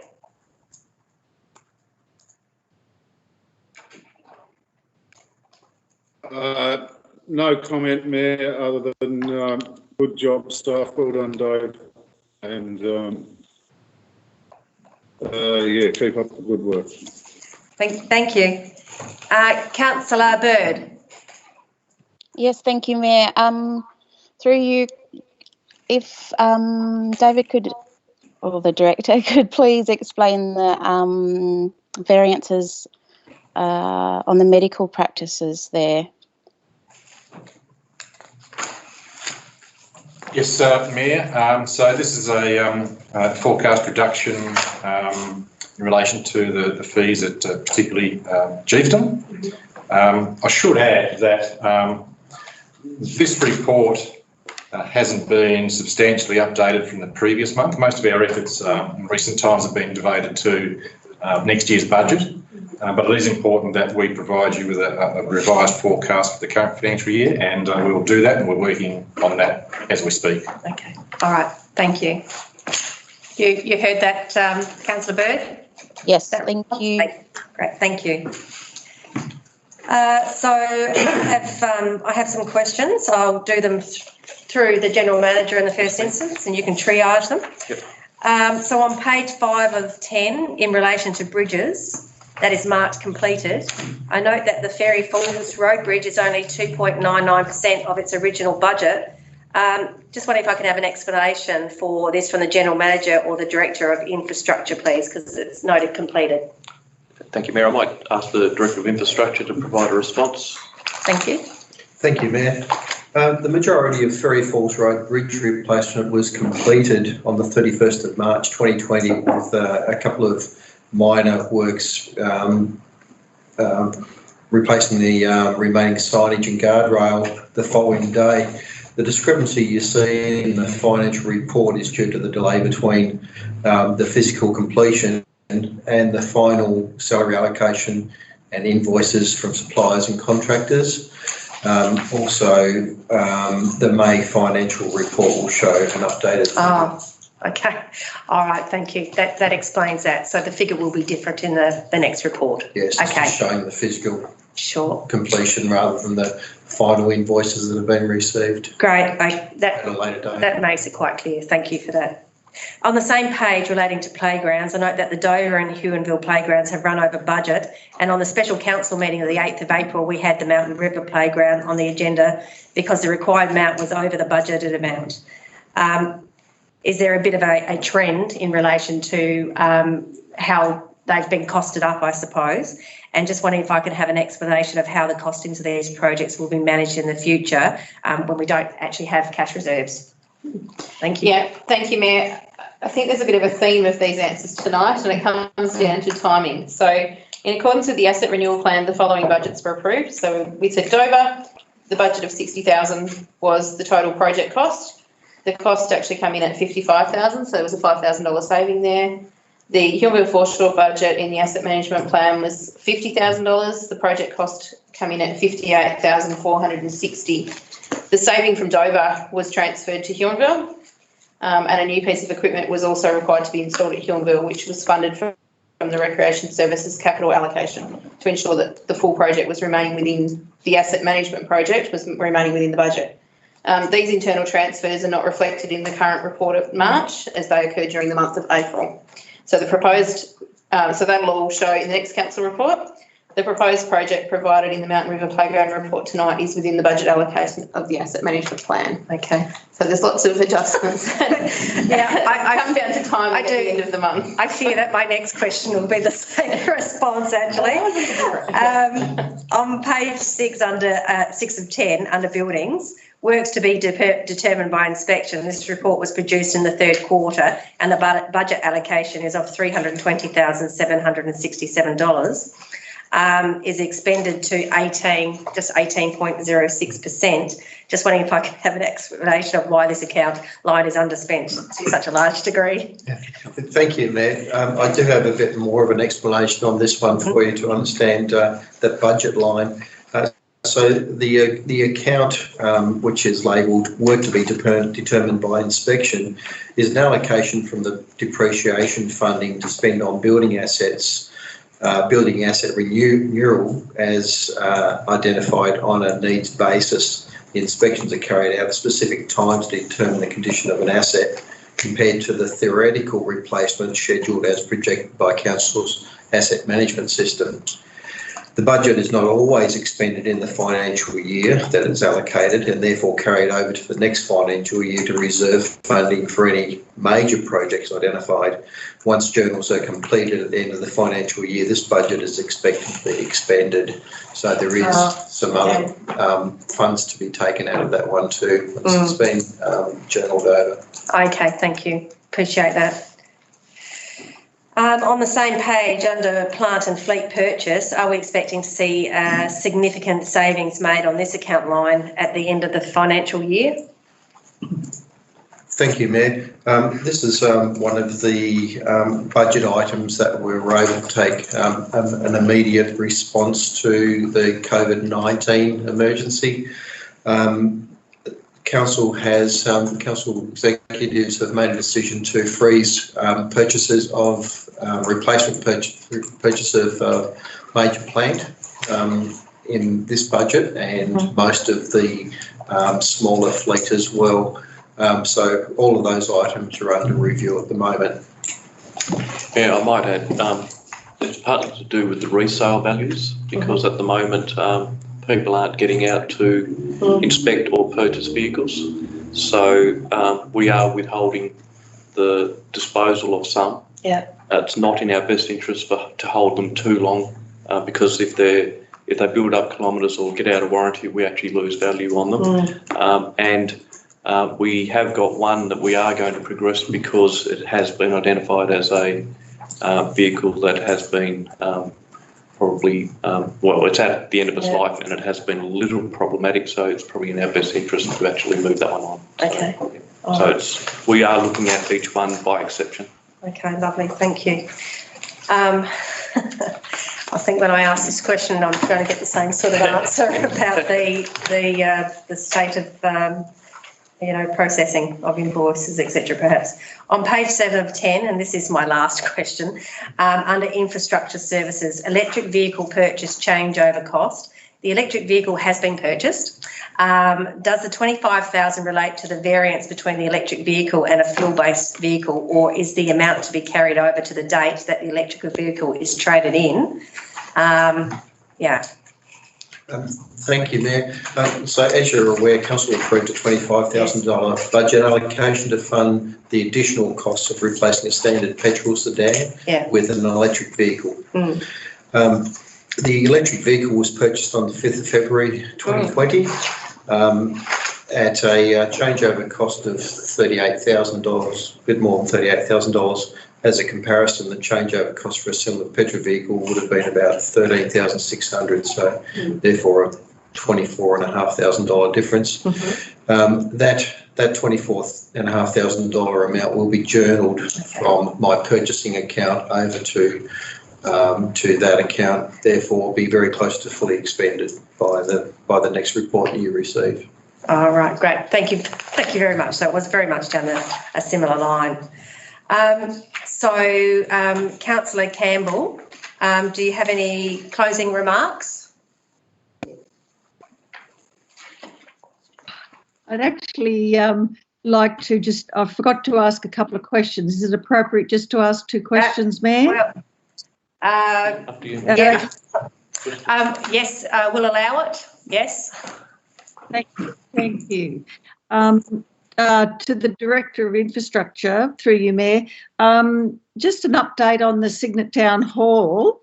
It's saying it's in progress. Can I just have a clarification on what's actually happening with the hall at the moment, where the monies are being expended on the hall? Through you, Mayor. Thank you for the question, Councillor Campbell. The monies are allocated to major painting work of the Cygnet Town Hall and a revamp of the entry area into the hall itself as well. They're the major expenditure items. I believe they're currently underway right now. Thank you, Director. And just one other question on the an update on the public, the Burton's Reserve public toilets. Thank you. Thank you, Councillor Campbell. Burton's Reserve Toilet, the contract has been awarded to a builder for that project. The builder has scheduled that work to start in around mid to late May is the earliest he could schedule that works in. So we're expecting to start the project this financial year with a short carryover into the next financial year. Okay, so just a comment on that.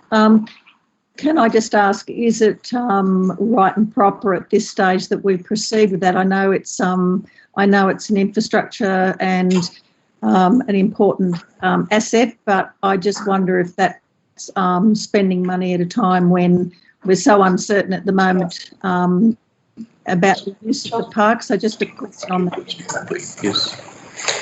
Councillor Campbell, it's an infrastructure project, so it's actually putting economic value into the community by engaging builders as well. So it's a sort of project that we're looking for recovery out of this emergency crisis that we're going through at the moment. But that's my view on it. If I can hand over to the General Manager. Yes, to the General Manager. Yeah, thank you, Mayor.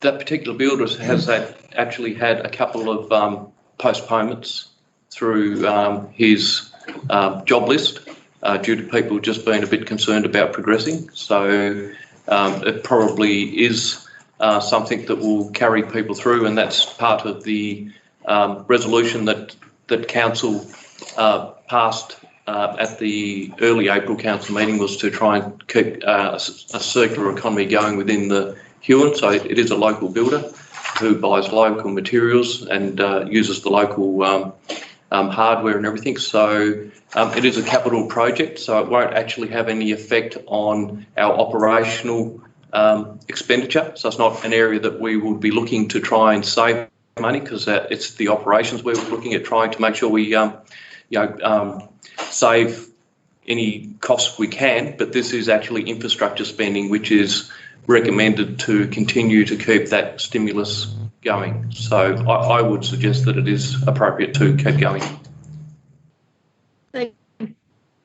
Thank you very much, General Manager, and thank you, Director, for the explanation. That's very helpful. Excuse me, Mayor. Councillor Doyle, yes? Can I say something, or it's not allowed?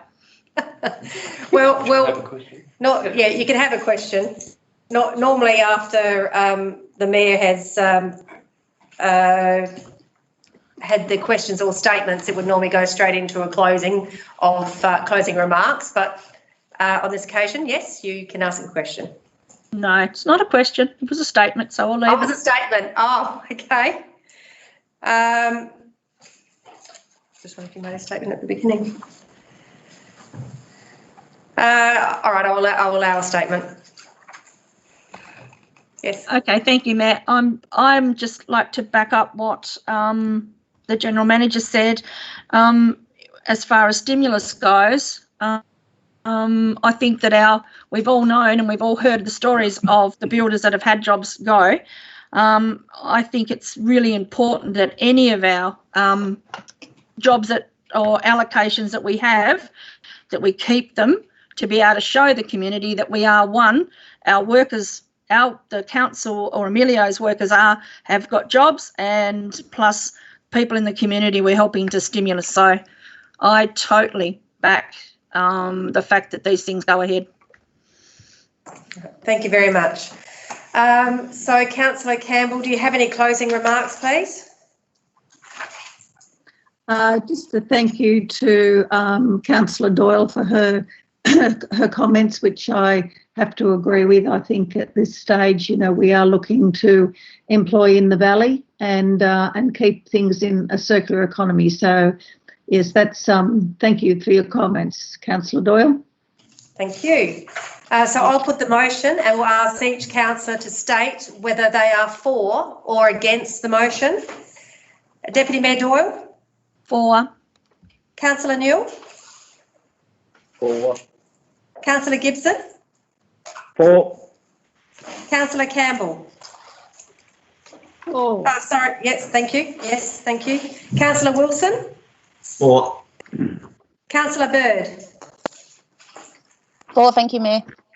Councillor O'May? For, Mayor. Thank you. And the Mayor is for, so that's all councillors and the motion is carried. Thank you.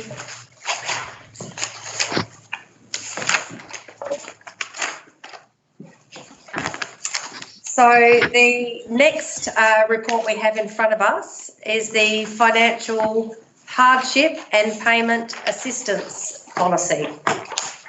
Agenda number 16.006/20. Before we commence, I will just read out, excuse me, that's the wrong one. That one?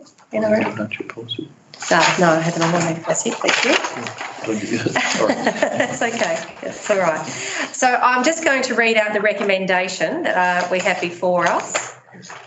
That A, the report on development of a financial hardship and payment assistance policy is received and noted. B, the financial hardship and payment assistance policy Gov-Fin-006 included as attachment A to this report as amended and circulated to councillors on the 29th of April 2020 is approved for implementation. C, a copy of the financial hardship and payment assistance policy Gov-Fin-006 be placed on the council's website and copies be made available for inspection at and free of charge from council's customer service centre. D, a media release be prepared providing information on the financial hardship and payment assistance policy Gov-Fin-006. Thank you. So, do we have a councillor to move a motion? Councillor Gibson. Thank you, Councillor Gibson. A seconder, please. Councillor Doyle. Thank you, Councillor Doyle. Councillor Gibson, do you have any opening remarks?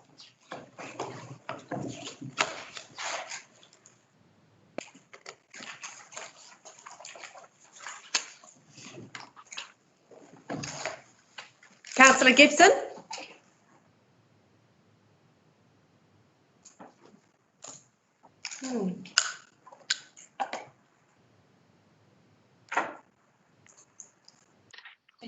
Sorry, I didn't know why that muted. I was talking away.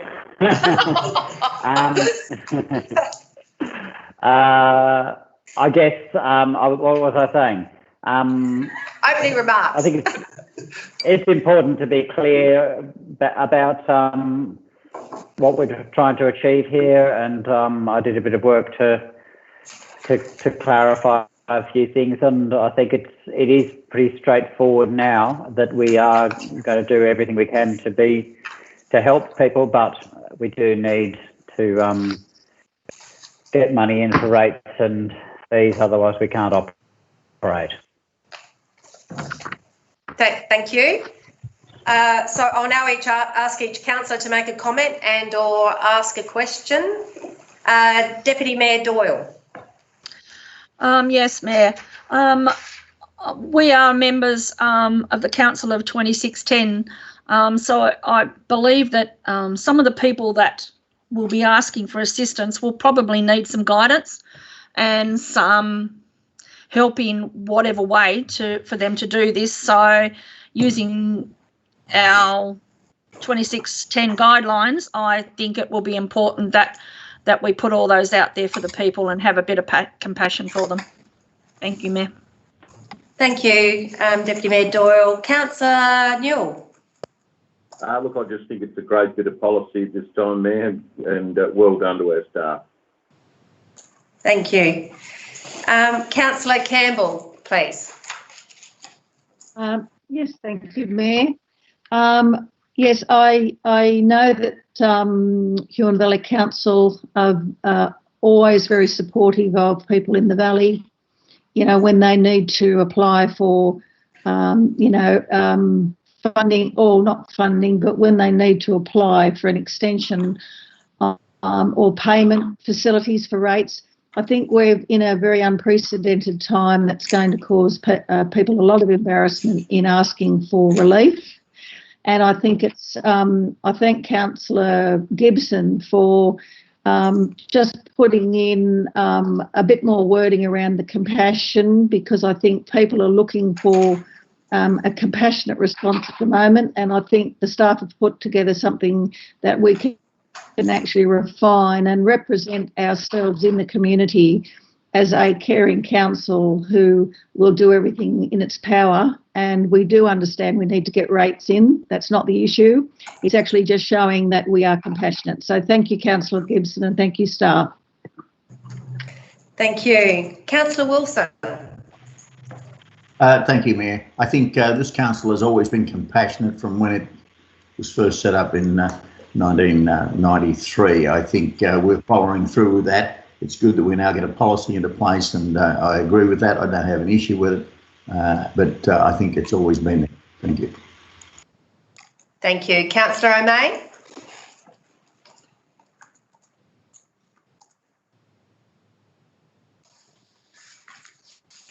Yes, Mayor, the only comment I'd like to make is I would like to see yes, the compassion side of it, but also some business sense. Whoever's adjudicating assistance to try and get some people up and running as soon as possible, not only for now, but in the future. A lot of businesses are hurting, and a lot of employees that have been stood down are hurting. So we really need some long-term thinking here as localised assistance for the now. So I believe that the bushfires last year have helped the process to some degree, but there was a lot of red tape in instances where assistance was offered there. At present, people don't need red tape, people need help. And I believe that we need a good crew to get out there and help as positively as possible, and cut the boundaries that people have to cross to get assistance. So that's all I have to say on that. Thank you. Councillor Bird.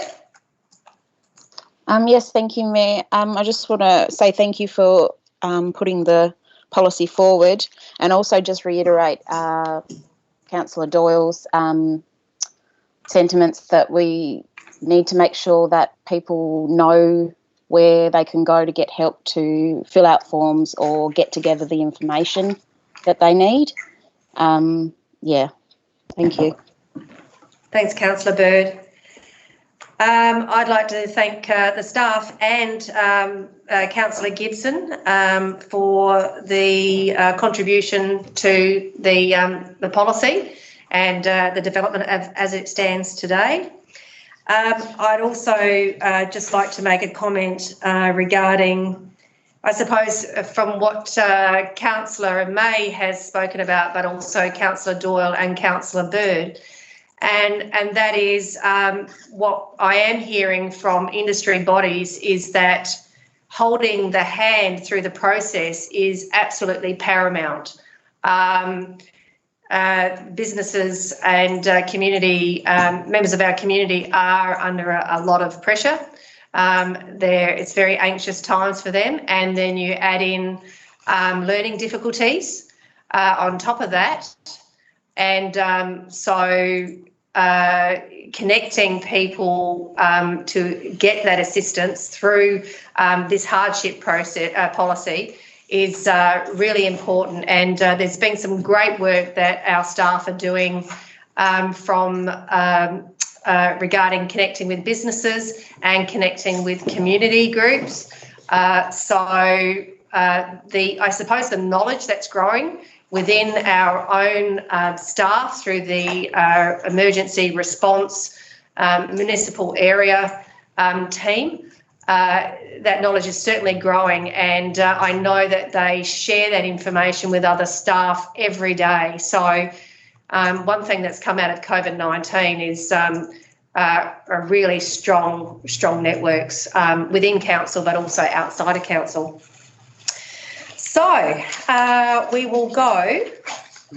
Yes, certainly. Before you put the motion, I might mention that in relation to what was mentioned about trying to simplify things and the 2610 program, a fact sheet has been developed which very quickly summarises the content and intent of the policy, and that will be made available, and it does have contact details of where people can contact council and ask for assistance. So that fact sheet will be going out with the policy and made available on our website, and also advertised in the local media as well.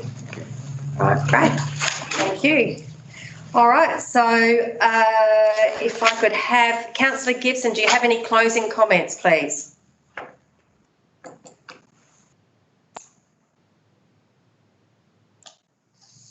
Councillor Gibson, have you got... Yes, sorry.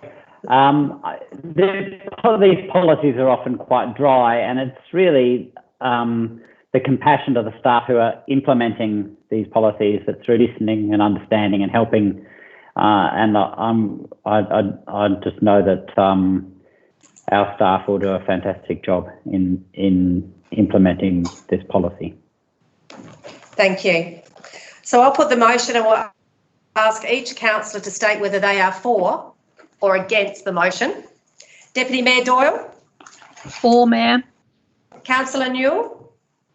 For, Mayor. Councillor Gibson? For. Councillor Campbell? For, Mayor. Councillor Wilson? For. Councillor Bird? For, thank you, Mayor. Councillor O'May? For, Mayor. And the Mayor says for, so that's all councillors, and the motion is carried. Thank you.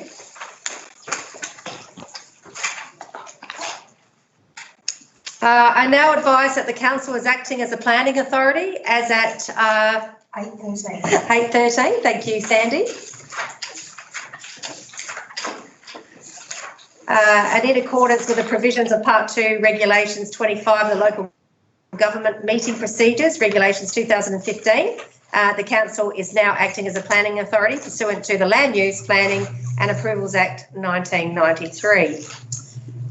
The title of the report that we have in front of us is Section 39, Representations Report for the Draft Amendment to the Huon Valley Interim Planning Scheme 2015, initiated under former Section 33 of the Land Use Planning and Approvals Act 1993 to partially rezone 15 Louisa Street, Cygnet, PID 213-5267, CT 136883/1 to general residential zone land. Agenda number 17.006/20. I'd actually ask the Director of Environment and Development Services just to provide a brief overview of the process relating to this development and, importantly, what happens from this point. Luke, are you there? Yep, certainly, Mayor. As you probably remember, Council endorsed the earlier report to initiate this draft amendment. So this report is to consider the representations that were received and whether those representations result in the need to modify the draft amendment at all.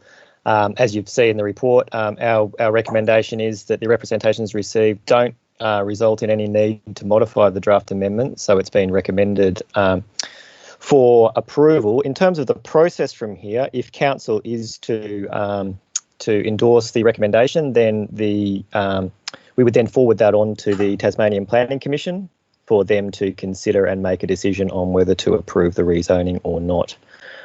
It's probably worth just quickly noting that many of the representations that we did receive, as you probably noticed, reflect more on potential subdivision or potential development that could potentially occur into the future.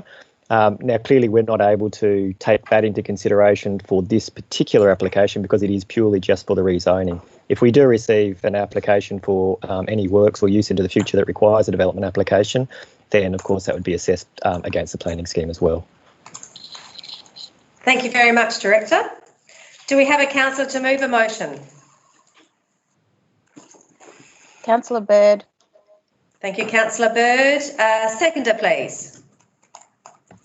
Councillor Doyle.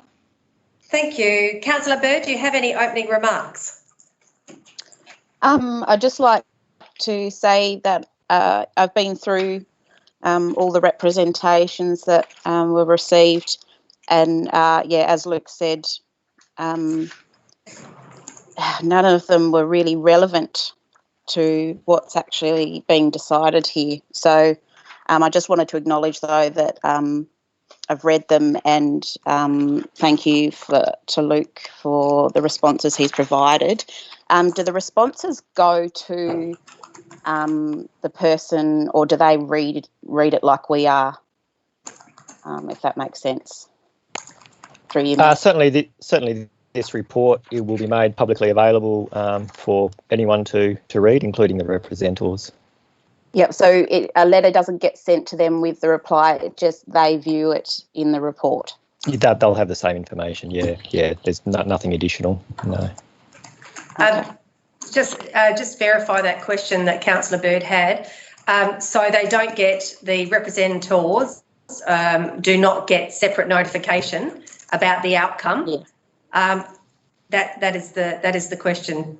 They'll get a notification of the outcome, but the responses that we've provided in this report aren't sent to them, but they're certainly freely available, obviously, on the website. Yeah. Okay, so they do get a response. Okay. Yep. Okay. Yeah. Thank you. Thank you for answering that question. So I will now ask each councillor to make a comment and or ask a question. Deputy Mayor Doyle? Yes, through you, Mayor. I mean, I'm the same as Councillor Bird. I have read them, and I do, and everyone's passionate about, what they believe. But yeah, most of the responses were for future, as Luke said. So no, I fully support this. Councillor Newell? I'll be supporting Luke's motion. Thank you. Councillor Campbell? Could I just one question through you, Mayor, to the Director? The representation that raised concerns about the nature of strategic planning in Cygnet generally, where is that land use, the strategic planning, going to be looking at that in sometime in the future? I'm not quite sure where we are with the land, the strategic planning on Cygnet community. So that's just a basic question for my information. Sorry, could you just clarify your question, Councillor Campbell? Just basically, one of the representations actually raised concerns about the nature of the strategic planning for Cygnet generally. Could you just clarify for me where the strategic planning is planned for Cygnet? I know it's sometime in the future, but just a question for my information. Yes. So certainly. I guess in regards to this specific application, I mean, there's a number of strategic land use documents like the strategic plan, the land use and development strategy, various state policies, and so on that needed to be considered as part of this particular application, which have been. With regards to, I guess, strategic planning into the future in terms of land use planning, I mean, we would certainly planning such as the Huon master plan that was done a year or so ago in most of our townships around the valley. As you know, we have done some budget bids for them in the past, and obviously this next financial year is very constrained, so there's no budget bid process for that. So look, to be totally honest, I would suggest it's probably at least a year or two away before we might be doing specific land use strategies in our other townships at this point in time.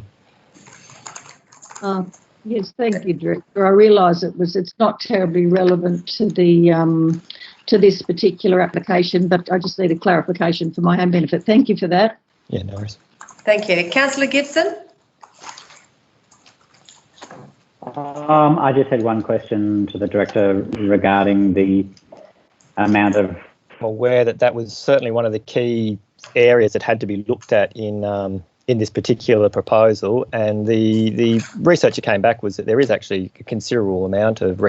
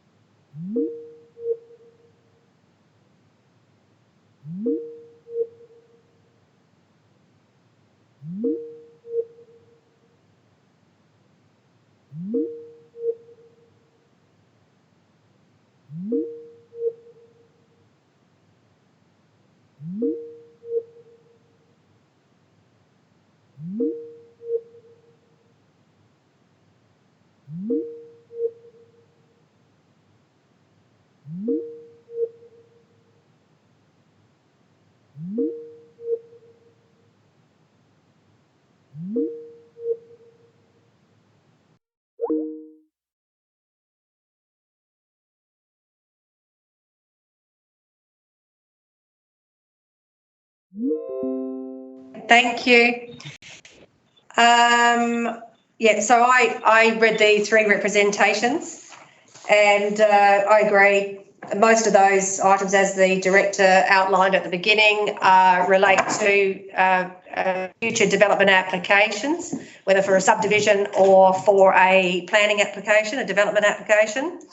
I did have a question for the Director in relation to the last item in the table on page 38 of this report, just in regard to floodlighting from the tennis court, and just for consistency, should there be a comment added, which sort of is a theme through the report, addressed at a time where a development application or an application for subdivision is received by council? Look, I guess potentially it is the same core message that matter isn't relevant to the rezoning application, but potentially could be if there was an application for floodlighting into the future or any works that required a development application that would be assessed against the planning scheme. I mean, arguably it could. I guess it wasn't quite clear whether they were talking about a proposal to use floodlighting or whether they're saying that they might not like the lighting that's already used there. I took it as the latter, Luke, because I suppose my next question is that my understanding is that any development application that comes in future, if it, like for example, if it's for dwellings, the lighting of the court would actually need to be assessed as part of the application, I would have thought, because of the lighting that might come back onto the properties. But we don't need to get into this now because it is not being considered as part of this application. It's just the reason why I raised it, that's all. No, that's right. Yeah. It is that same core message that if there was a future works proposed that required a planning a development application, that would be assessed against the scheme, Yeah, great. Thank you very much. Okay, no, that's fine. All right, so we just go back to Councillor Bird. Do you have any closing comments? No, thank you, Mayor. Thank you. I'll put the motion and we'll ask each councillor to state whether they are for or against the motion. Deputy Mayor Doyle? For, Mayor. Councillor Newell? For. Councillor Gibson? For. Councillor Campbell? For, thank you, Mayor. Councillor Wilson? For. Councillor Bird? For, thank you, Mayor. Councillor O'May? For, Mayor. And the Mayor is for, so that's all councillors and the motion is carried. Thank you.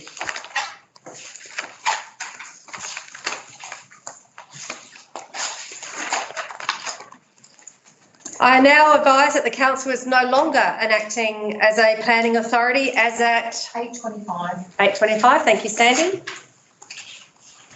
The next report we have is the NRM Environment Grant Program 2020 and 2021. Agenda number 17.007/20.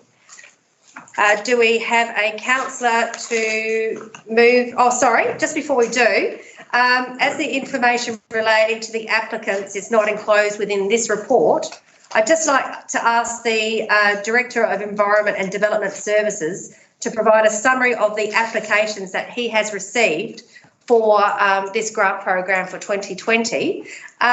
Director, are you there? Thank you, Luke. Yes, sorry. Yes, I certainly can. Look, unfortunately, the timing with coronavirus, with the grant programs open for application in March and April. So we were light on for applications, as you could appreciate, as well as a couple that withdrew because they received funding from other parties during the process. So we only actually have 2 eligible applications submitted due to that. One is around a regenerative agriculture demonstration site. Oh. And the other one is around restoring native habitat on Huon Island. I guess we haven't provided that information here because of the previous month's resolution to transfer the funding from our community grant programs towards our community recovery program. However, if there's a desire to still continue with this year's program, I can certainly present another report next month with an assessment of the applications. So is there a value that's been asked for each of those grants? There is, but we would normally negotiate a couple of matters with them because we haven't been through that full process. But I guess maybe to summarise, it's probably only about half of the grant funding that has been requested, so somewhere around the $5,000 mark of the $10,000 that's available.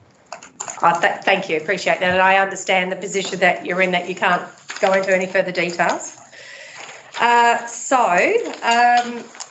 So do we have a councillor to move a motion, please? Councillor Doyle, I have a amended motion. All right, would you like me to read out the amended motion? I have it here in front of me. Yes, please, Mayor. All right. The recommendation is that A, the report on the NRM Environment Grant Program 2020 and 2021 be received and noted. B, the 2020 NRM grants proceed and successful applicants awarded the appropriate funds for their projects. C, 2021 NRM grants be ceased so that the associated funds can be redirected towards a community support program associated with the COVID-19 pandemic. Do we have someone to second that motion? Yes, Councillor Campbell will second that motion. Thank you, Mayor. Thank you. Councillor Doyle, do you have any opening remarks? Yes, Mayor. There's been a lot of focus in grant rounds for the COVID-19 package that will relate to our economy and the community wellbeing. I think Landcare and similar groups do great work in our community, and our environment needs continuous investment. So for these reasons, I'm reluctant to withdraw support for these groups that have already taken the time to apply for the grant. And as the director stated, we're still going to have some money go over into that COVID, and the motion is to hold off on the 2021. That's it. Thanks, Mayor. Thank you, Councillor Doyle. I'll now ask each councillor to make a comment and or ask a question. Councillor Newell? No comment on that, Mayor. Thank you. Councillor Campbell? Yes, thank you, Mayor. I'd just like to follow on from Sally's comments. I think this is the time when we've actually had people apply for the around the cut-off and COVID. And I just think it's vitally important that this grant be allowed to proceed, because this is the type of, stimulus we're trying to provide to our community. And I think that it's really in good faith that we should proceed. Thank you. Thank you. Councillor Gibson? Yes, I support this, specifically keeping the applications for this year in the mix. We don't want to drop the ball on the environment and natural resource management. Thank you. Councillor Wilson? Thank you, Mayor. Look, while I support the motion of Councillor Doyle, I'd still caution, we've got to have to watch what we are spending and where we are spending. And I just caution my fellow councillors on this matter, but I will be supporting the motion by Councillor Doyle. Thank you. Councillor O'May?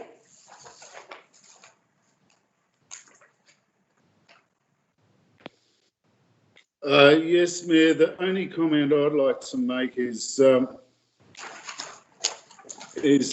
support NRM. I have had considerable experience with their procedure, and it's a good grants project, and a lot of good projects have got off the ground and been finalised. But the only thing I'd like to say is to Councillor Doyle's amendment is what I'd like to see, if possible, is that we can integrate potentially some of the people that have been affected and displaced from their employment in regards to this virus. Any possibility that we can give them some what's the word I'm after?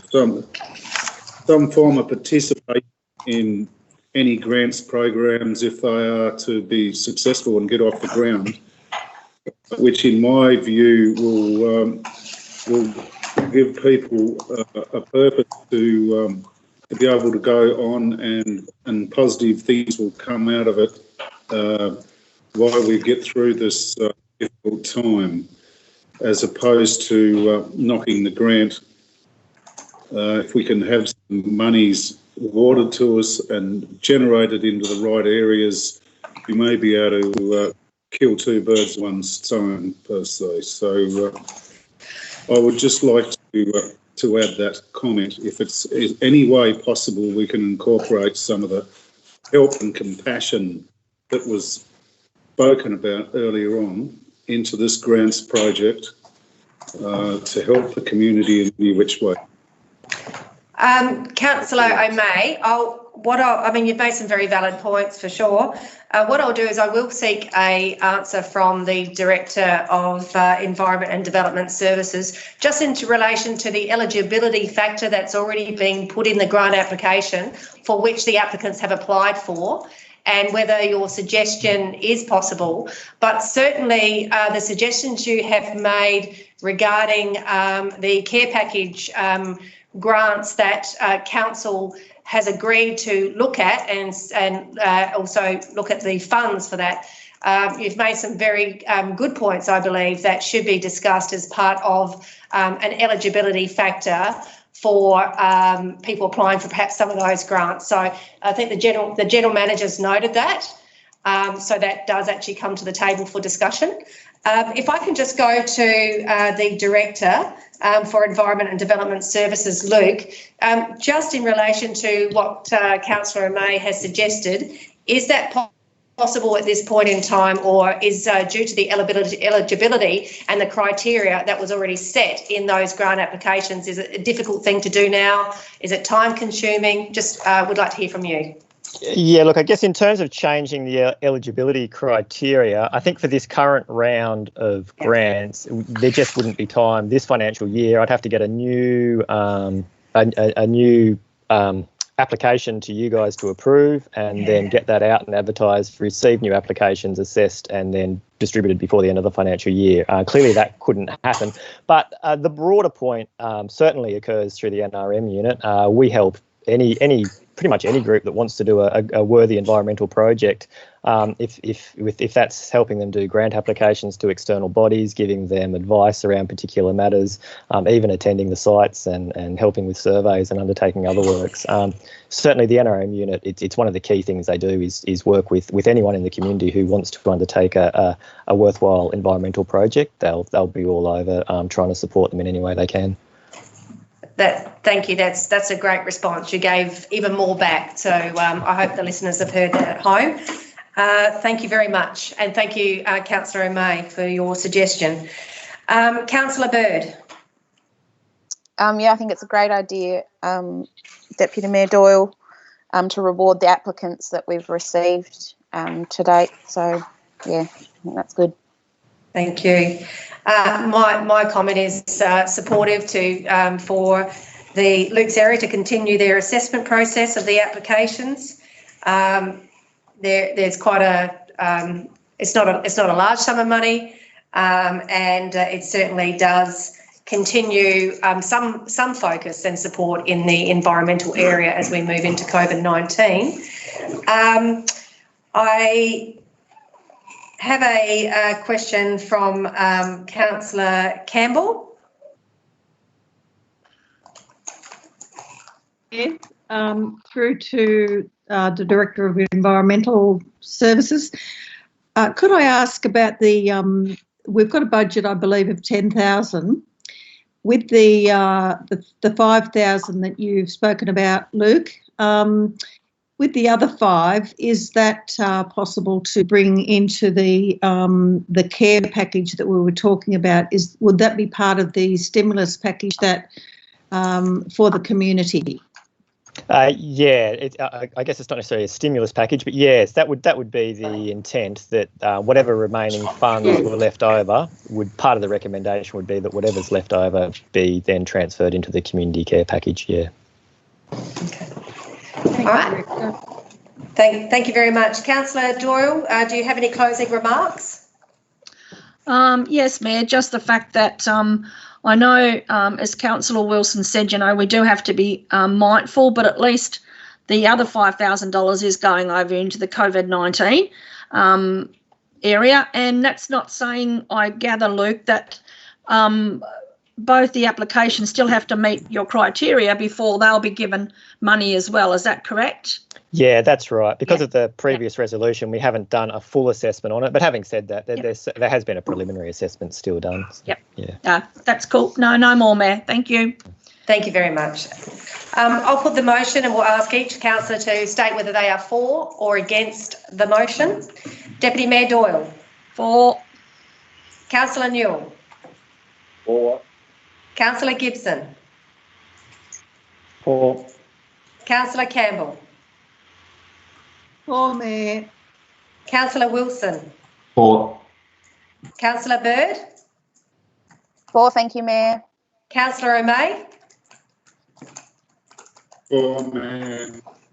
And the Mayor says for, so that's all councillors and the motion is carried. Thank you. The next report we have in front of us is the Australian Citizenship Ceremonies Dress Code Policy, agenda number 19.008/20. Do we have a councillor to move a motion? Councillor Bird. Thank you. A seconder, please. Councillor Gibson. Thank you, Councillor Gibson. Councillor Bird, do you have any opening comments?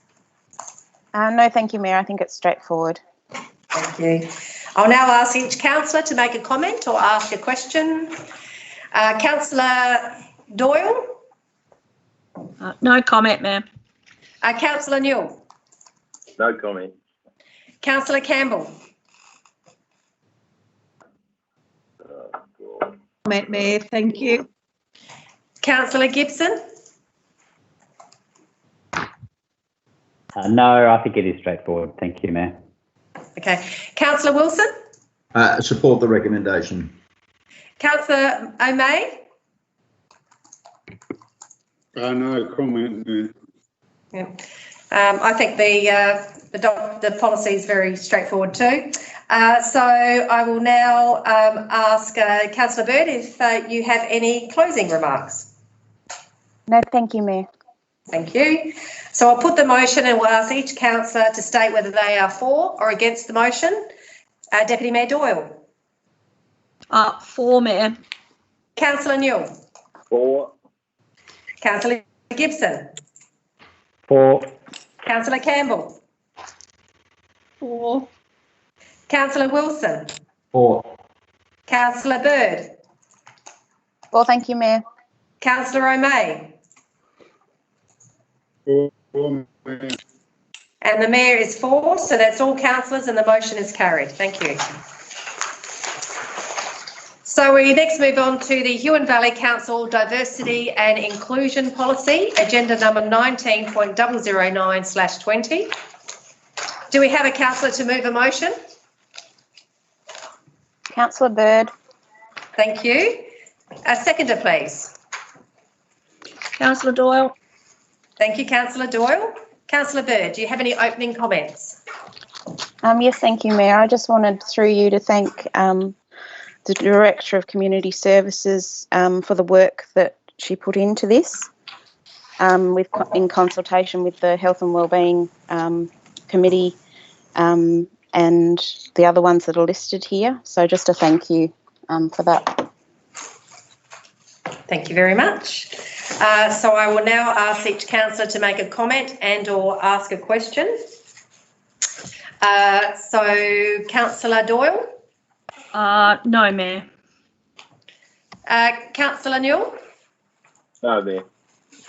Councillor Campbell? Thank you, Mayor. Just, yes, thank you to the Director of Health Services. It is pleasing to see the amount of diversity that's actually being brought to the Valley now, and I think it's great that we can actually support whoever comes here on an equal footing. So thank you very much, Director. Councillor Gibson? I support Councillor Campbell's comments. Thank you. Councillor Wilson? Yes, I support the recommendation. Thank you. Councillor O'May?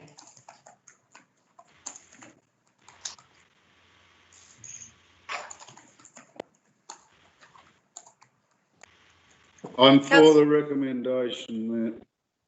Thank you, Councillor O'May. I have a question for the Director. Just to confirm, the policy, is it written for internal reasons, like for staff only, or actually is it, so therefore ownership, is this policy owned by council as council staff and councillors, or is it owned by also the community as well, community members? Thank you, Mayor. Ownership of it is from a council employee and I guess council program planning perspective, more so than anything. But also it is obviously there for the community to see and ensure that I guess we're using this document as a good guide. So it is both ways, but it is definitely more from a human resources perspective as well. So I suppose that if I'll ask the next question, and then that might help clarify. So the report has, in the report under engagement, it talks about inform level. Yes. So I suppose my question, the first question is that if it's just purely about how we as councillors and council staff will interact with our community, then I can understand that being informed.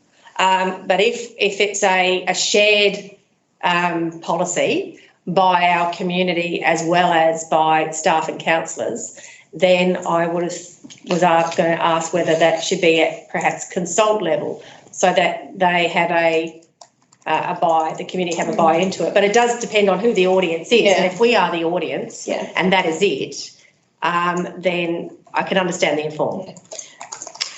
It's a tough one, to be perfectly honest. We weighed it up against our community engagement framework. I think when we go back and consider what the purpose of the policy is, it is to enable the community to participate in council programs, services and facilities, and contributing their voice to decisions which affect their lives. Now, to enable that to happen, we should be using this policy as a guide as employees in developing our programs and our projects going forward. So we could go out at consult and ask the community if this policy, provides that broadness to enable all aspects to be considered, or if they feel that all aspects of our community are considered. The response would be interesting to that, and how we would weigh up and consider what that response looks like.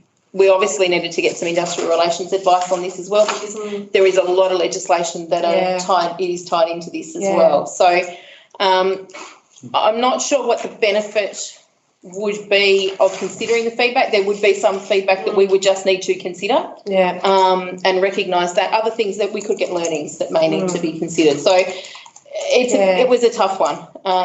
We did workshop it through as a leadership team as well and ask the question. But it is more as a guiding document for council. So if it was so it is more of a guiding document for council. Okay, all right. Otherwise, like I have said before, I love the policy. I think it's a great strength, and really appreciative that all the work that your team went to hone it up to make it what it is today. Matt, could I add? I guess that's part of the consultation that we've done in developing it through the Health and Wellbeing Committee. And I don't know if Councillor Bird, you want to add anything further to this as well, because there have been a couple of different versions of where it started from to where it's developed to. And that has been based on feedback through the working groups and the Health and Wellbeing Committee there. So there has been a few reiterations. Sure. Councillor Bird? Right. So people, I guess, on the Health and Wellbeing Committee that did have input into it are very connected in their communities. So I guess from that angle, we actually received community feedback. So I guess that's the way that I would put it anyway. You could also say that they've got very diverse backgrounds. Too. So we have, our Aboriginal community. We also have our disability community that have been, So there has been quite a diverse, broad range, and I guess that's why it's been a good project to work through with the Health and Wellbeing Committee, because of that diversity. Well, I think it's definitely a policy that the council can be proud of. That's for sure. So thank you to the Health and Wellbeing Committee as well. So I'll now ask Councillor Bird if you've got any closing comments. No, thank you, Mayor. Okay. I'll put the motion and we'll ask each councillor to state whether they are for or against the motion. Deputy Mayor Doyle? For, Mayor. Councillor Newell? For. Councillor Gibson? For. Councillor Campbell? For, Mayor. Councillor Wilson? For. Councillor Bird? For, thank you, Mayor. Councillor O'May? For, Mayor. And the Mayor is for, so that's all councillors and the motion is carried. Thank you. Dover, the next report is Dover Oval Club Rooms Management Committee membership, agenda number 19.010/20. Do we have a councillor to move a motion? Yes, Mayor. That's Councillor Doyle, and a seconder, please. Councillor Bird. Thank you, Councillor Bird. Councillor Doyle, do you have any opening statements?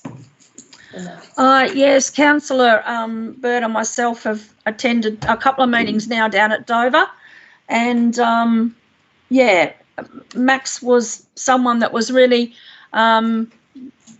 well thought of in his position, but his health's not allowing him.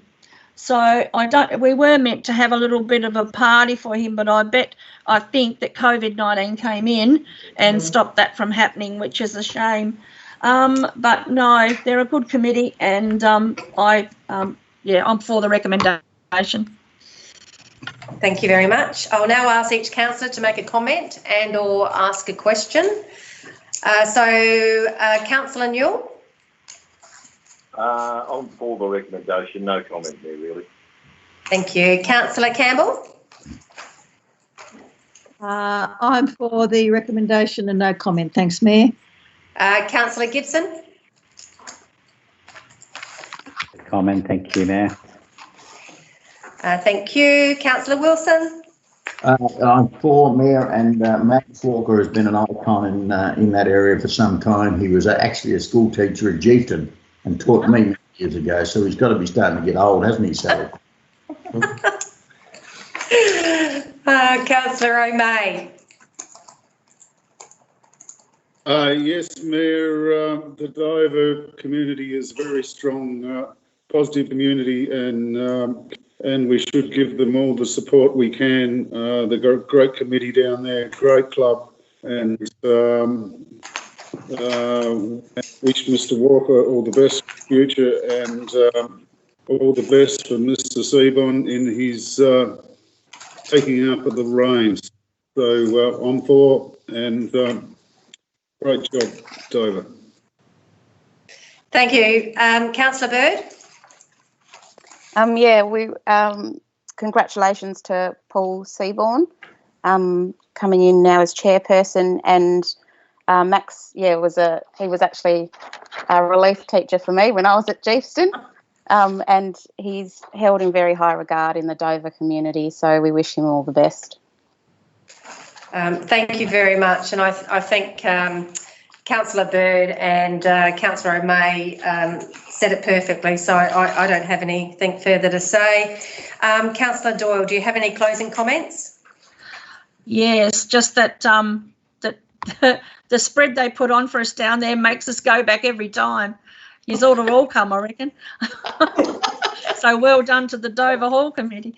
So it sounds like a weigh in before you go and when you weigh yourself when you go out. So I'll put the motion and we'll ask each councillor to state whether they are for or against the motion. Deputy Mayor Doyle. For. Councillor Newell. For. Councillor Gibson. For. Councillor Campbell. For. Thank you, Councillor Mayor. Wilson. Thank you. Councillor Wilson. Yes, for. Councillor Bird. For. Thank you, Mayor. Councillor O'May. For, Mayor. And the Mayor is for, so that's all councillors present and the motion is carried. Thank you. The next report we have is Community Engagement Summary Report on Mountain River Hall Playground, Mountain River Road and Mountain River. Agenda number 19.011/20. Do we have a councillor to move a motion? I'll move the motion, Mayor. Thank you. Councillor Wilson. A seconder, please. Councillor Bird. I'll second. So Councillor Bird, second. Councillor Wilson, do you have any opening remarks? Thank you, Mayor. I think we've workshopped this very well, and I think that the Mountain River community is starting to take some real ownership out there. So I think it's important that we follow through and make sure this happens. Thank you. Thanks very much. So we now go to Councillor. So I'll now ask each councillor to make a comment and or ask a question. Councillor Doyle. Yes, through you, Mayor. Just a comment to say that I'm with Councillor Wilson. I believe that once this has been authorised to go before, we need to do it. It does also do the employment side, and it's a bit of a a win for the community in Mountain River. So I think that we need to make sure that we don't go backwards, that we still have some form of progression in this COVID-19. So thank you. Thank you very much. Councillor Newell. No comment, Mayor. I think it's a good thing now that I've had the workshop. I think it needs to go ahead. Thank you. Councillor Campbell. Thank you, Mayor. Look, having done the workshop and listened to the debate around whether to go ahead with it, philosophically I agree. The one thing I'm a little concerned about is that the monies that actually are being spent on the playground equipment aren't more connected in the valley. I think that's a really important issue for me. Where we can get our things from the local hardware and that sort of thing. But I understand that an asset renewal is part of the requirement of council. And so that's just my comment on that. But I wanted to thank everyone for their input at the workshop. Thank you very much, Councillor Campbell. Councillor Gibson. Yeah, I would prefer to see local tradesmen being used to prepare the rotting wood in the playground, and I prefer to see money prioritised as the community would like in terms of the hall and the fencing rather than necessarily replacing the playground. But I understand that this is the process of asset renewal, and I'm working with the General Manager to bring a motion to the next meeting to have the facility to be able to moderate that process, so that if it's identified very clearly by the community that they have asset renewal in one thing, but that's no longer what they really need, they prefer to have another, then there should be some sort of mechanism whereby council can shift that money. So we'll see what we can work up before the next meeting. But that doesn't change today's vote.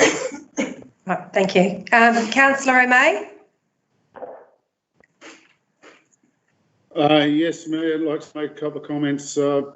One, the Mountain River community is a strong, young, going forward community, and I tend to agree with Councillor Doyle's comments in some regard there, that we try and utilise some forward progress in these times that we're in. That I also agree with Councillor Gibson and Councillor Campbell's comments on we most certainly should be using localised tradesmen or operators or produce to be used in the upgrade or replacement quote. The only negative thing I see on the whole proposal, and being a member of the emergency committee, and in respect to what's happened in Dover in recent times, the composite in the playground is a bark composite, which is all over the ground right beside the building. I would like to see this this bark composite replaced in the future with some other form of fire-resistant product. Now's probably not the time, but I want it earmarked that we do something there. Either it be some form of fine gravel like you use in the bottom of fish tanks, or or something that's not a choking hazard to children, and it's soft and user-friendly, but non-flammable. As we've just experienced last year with the bushfires, it's not a matter of if, it's a matter of when. And in my view, it's common sense that we have non-flammable material next to our buildings. So I would like to make a pretty comment Councillor May, your comment about non-flammable materials around that location, I have had acknowledgement from the General Manager and the Director of Community Services, and they have both documented the comment that you've made. Yep. Yeah, that's all I've got to say. It's a great project, and the funds are already allocated. So, thank you. Yeah, let's. Thank you, Councillor May. Councillor Bird. I'm happy with how the new recommendations have been put forward, and yeah, congratulations, Mountain River. Hopefully, new upgraded equipment coming your way. Thank you. My only comment is just that this project is going ahead as planned in the asset renewal. We are very aware. It was a very good explanation given by the Director of Community Services about playground equipment and how it needs to meet OH&S standards and Australian standards. It is something that local government, any local government nationally has to abide by. And we know that our staff try and support local businesses, but there aren't any local businesses that are in the field of building play equipment at this stage, is my understanding. That we know, yeah, that yes, exactly. So that doesn't mean that it's not going to come out of something out of COVID-19, perhaps with somebody creating a new business. Perhaps if they're hearing this online, that they might. Contact us. Yeah, contact us, says the General Manager. I think the recommendation allows staff to complete the essential work at Mountain River in line, as I said, with Council's assets renewal policy. And we know our staff are committed to help the Hall Committee locate the additional funds, which is noted in the recommendation. So it's in the recommendation, so that is something that they will absolutely try and help the committee source. So, Councillor Wilson, do you have any closing comments? Yes, thank you, Mayor. Look, I think the commitment by our staff on playgrounds right throughout the valley is becoming, well, the Director should be congratulated, and congratulate all her staff for that. We're now attracting people out of Hobart to visit, for instance, the Chieftain playground area. And that's becoming a big thing. People are just driving down to the valley just to do, or was before the problems. So those staff should be congratulated, and the Director, as I said, is doing an extremely good job on all those. Thank you. Thank you, Councillor Wilson. I'll put the motion in and we'll ask each councillor to state whether they are for or against the motion. Deputy Mayor Doyle. For, Mayor. Councillor Newell. For, Mayor. Councillor Gibson. For. Councillor Campbell. For, Mayor. Councillor Wilson. For. Councillor Bird. For, thank you, Mayor. Councillor O'May. For, Mayor. Thank you. And the Mayor is for, so that's all councillors present and the motion is carried. So for those that are been listening at home, it's now that time that we advise that we are about to go into a closed session. We thank you very much if you have taken the time to tune in this evening to watch Council's meeting. And of course, this will be uploaded onto our website, onto our YouTube channel. So you'll be able to watch this at a later date as soon as that is up there. And just a final message, we're all in this together. Please stay home, stay safe and save lives. And thank you for taking time in your evening to be part of the gallery at home online. Thank you.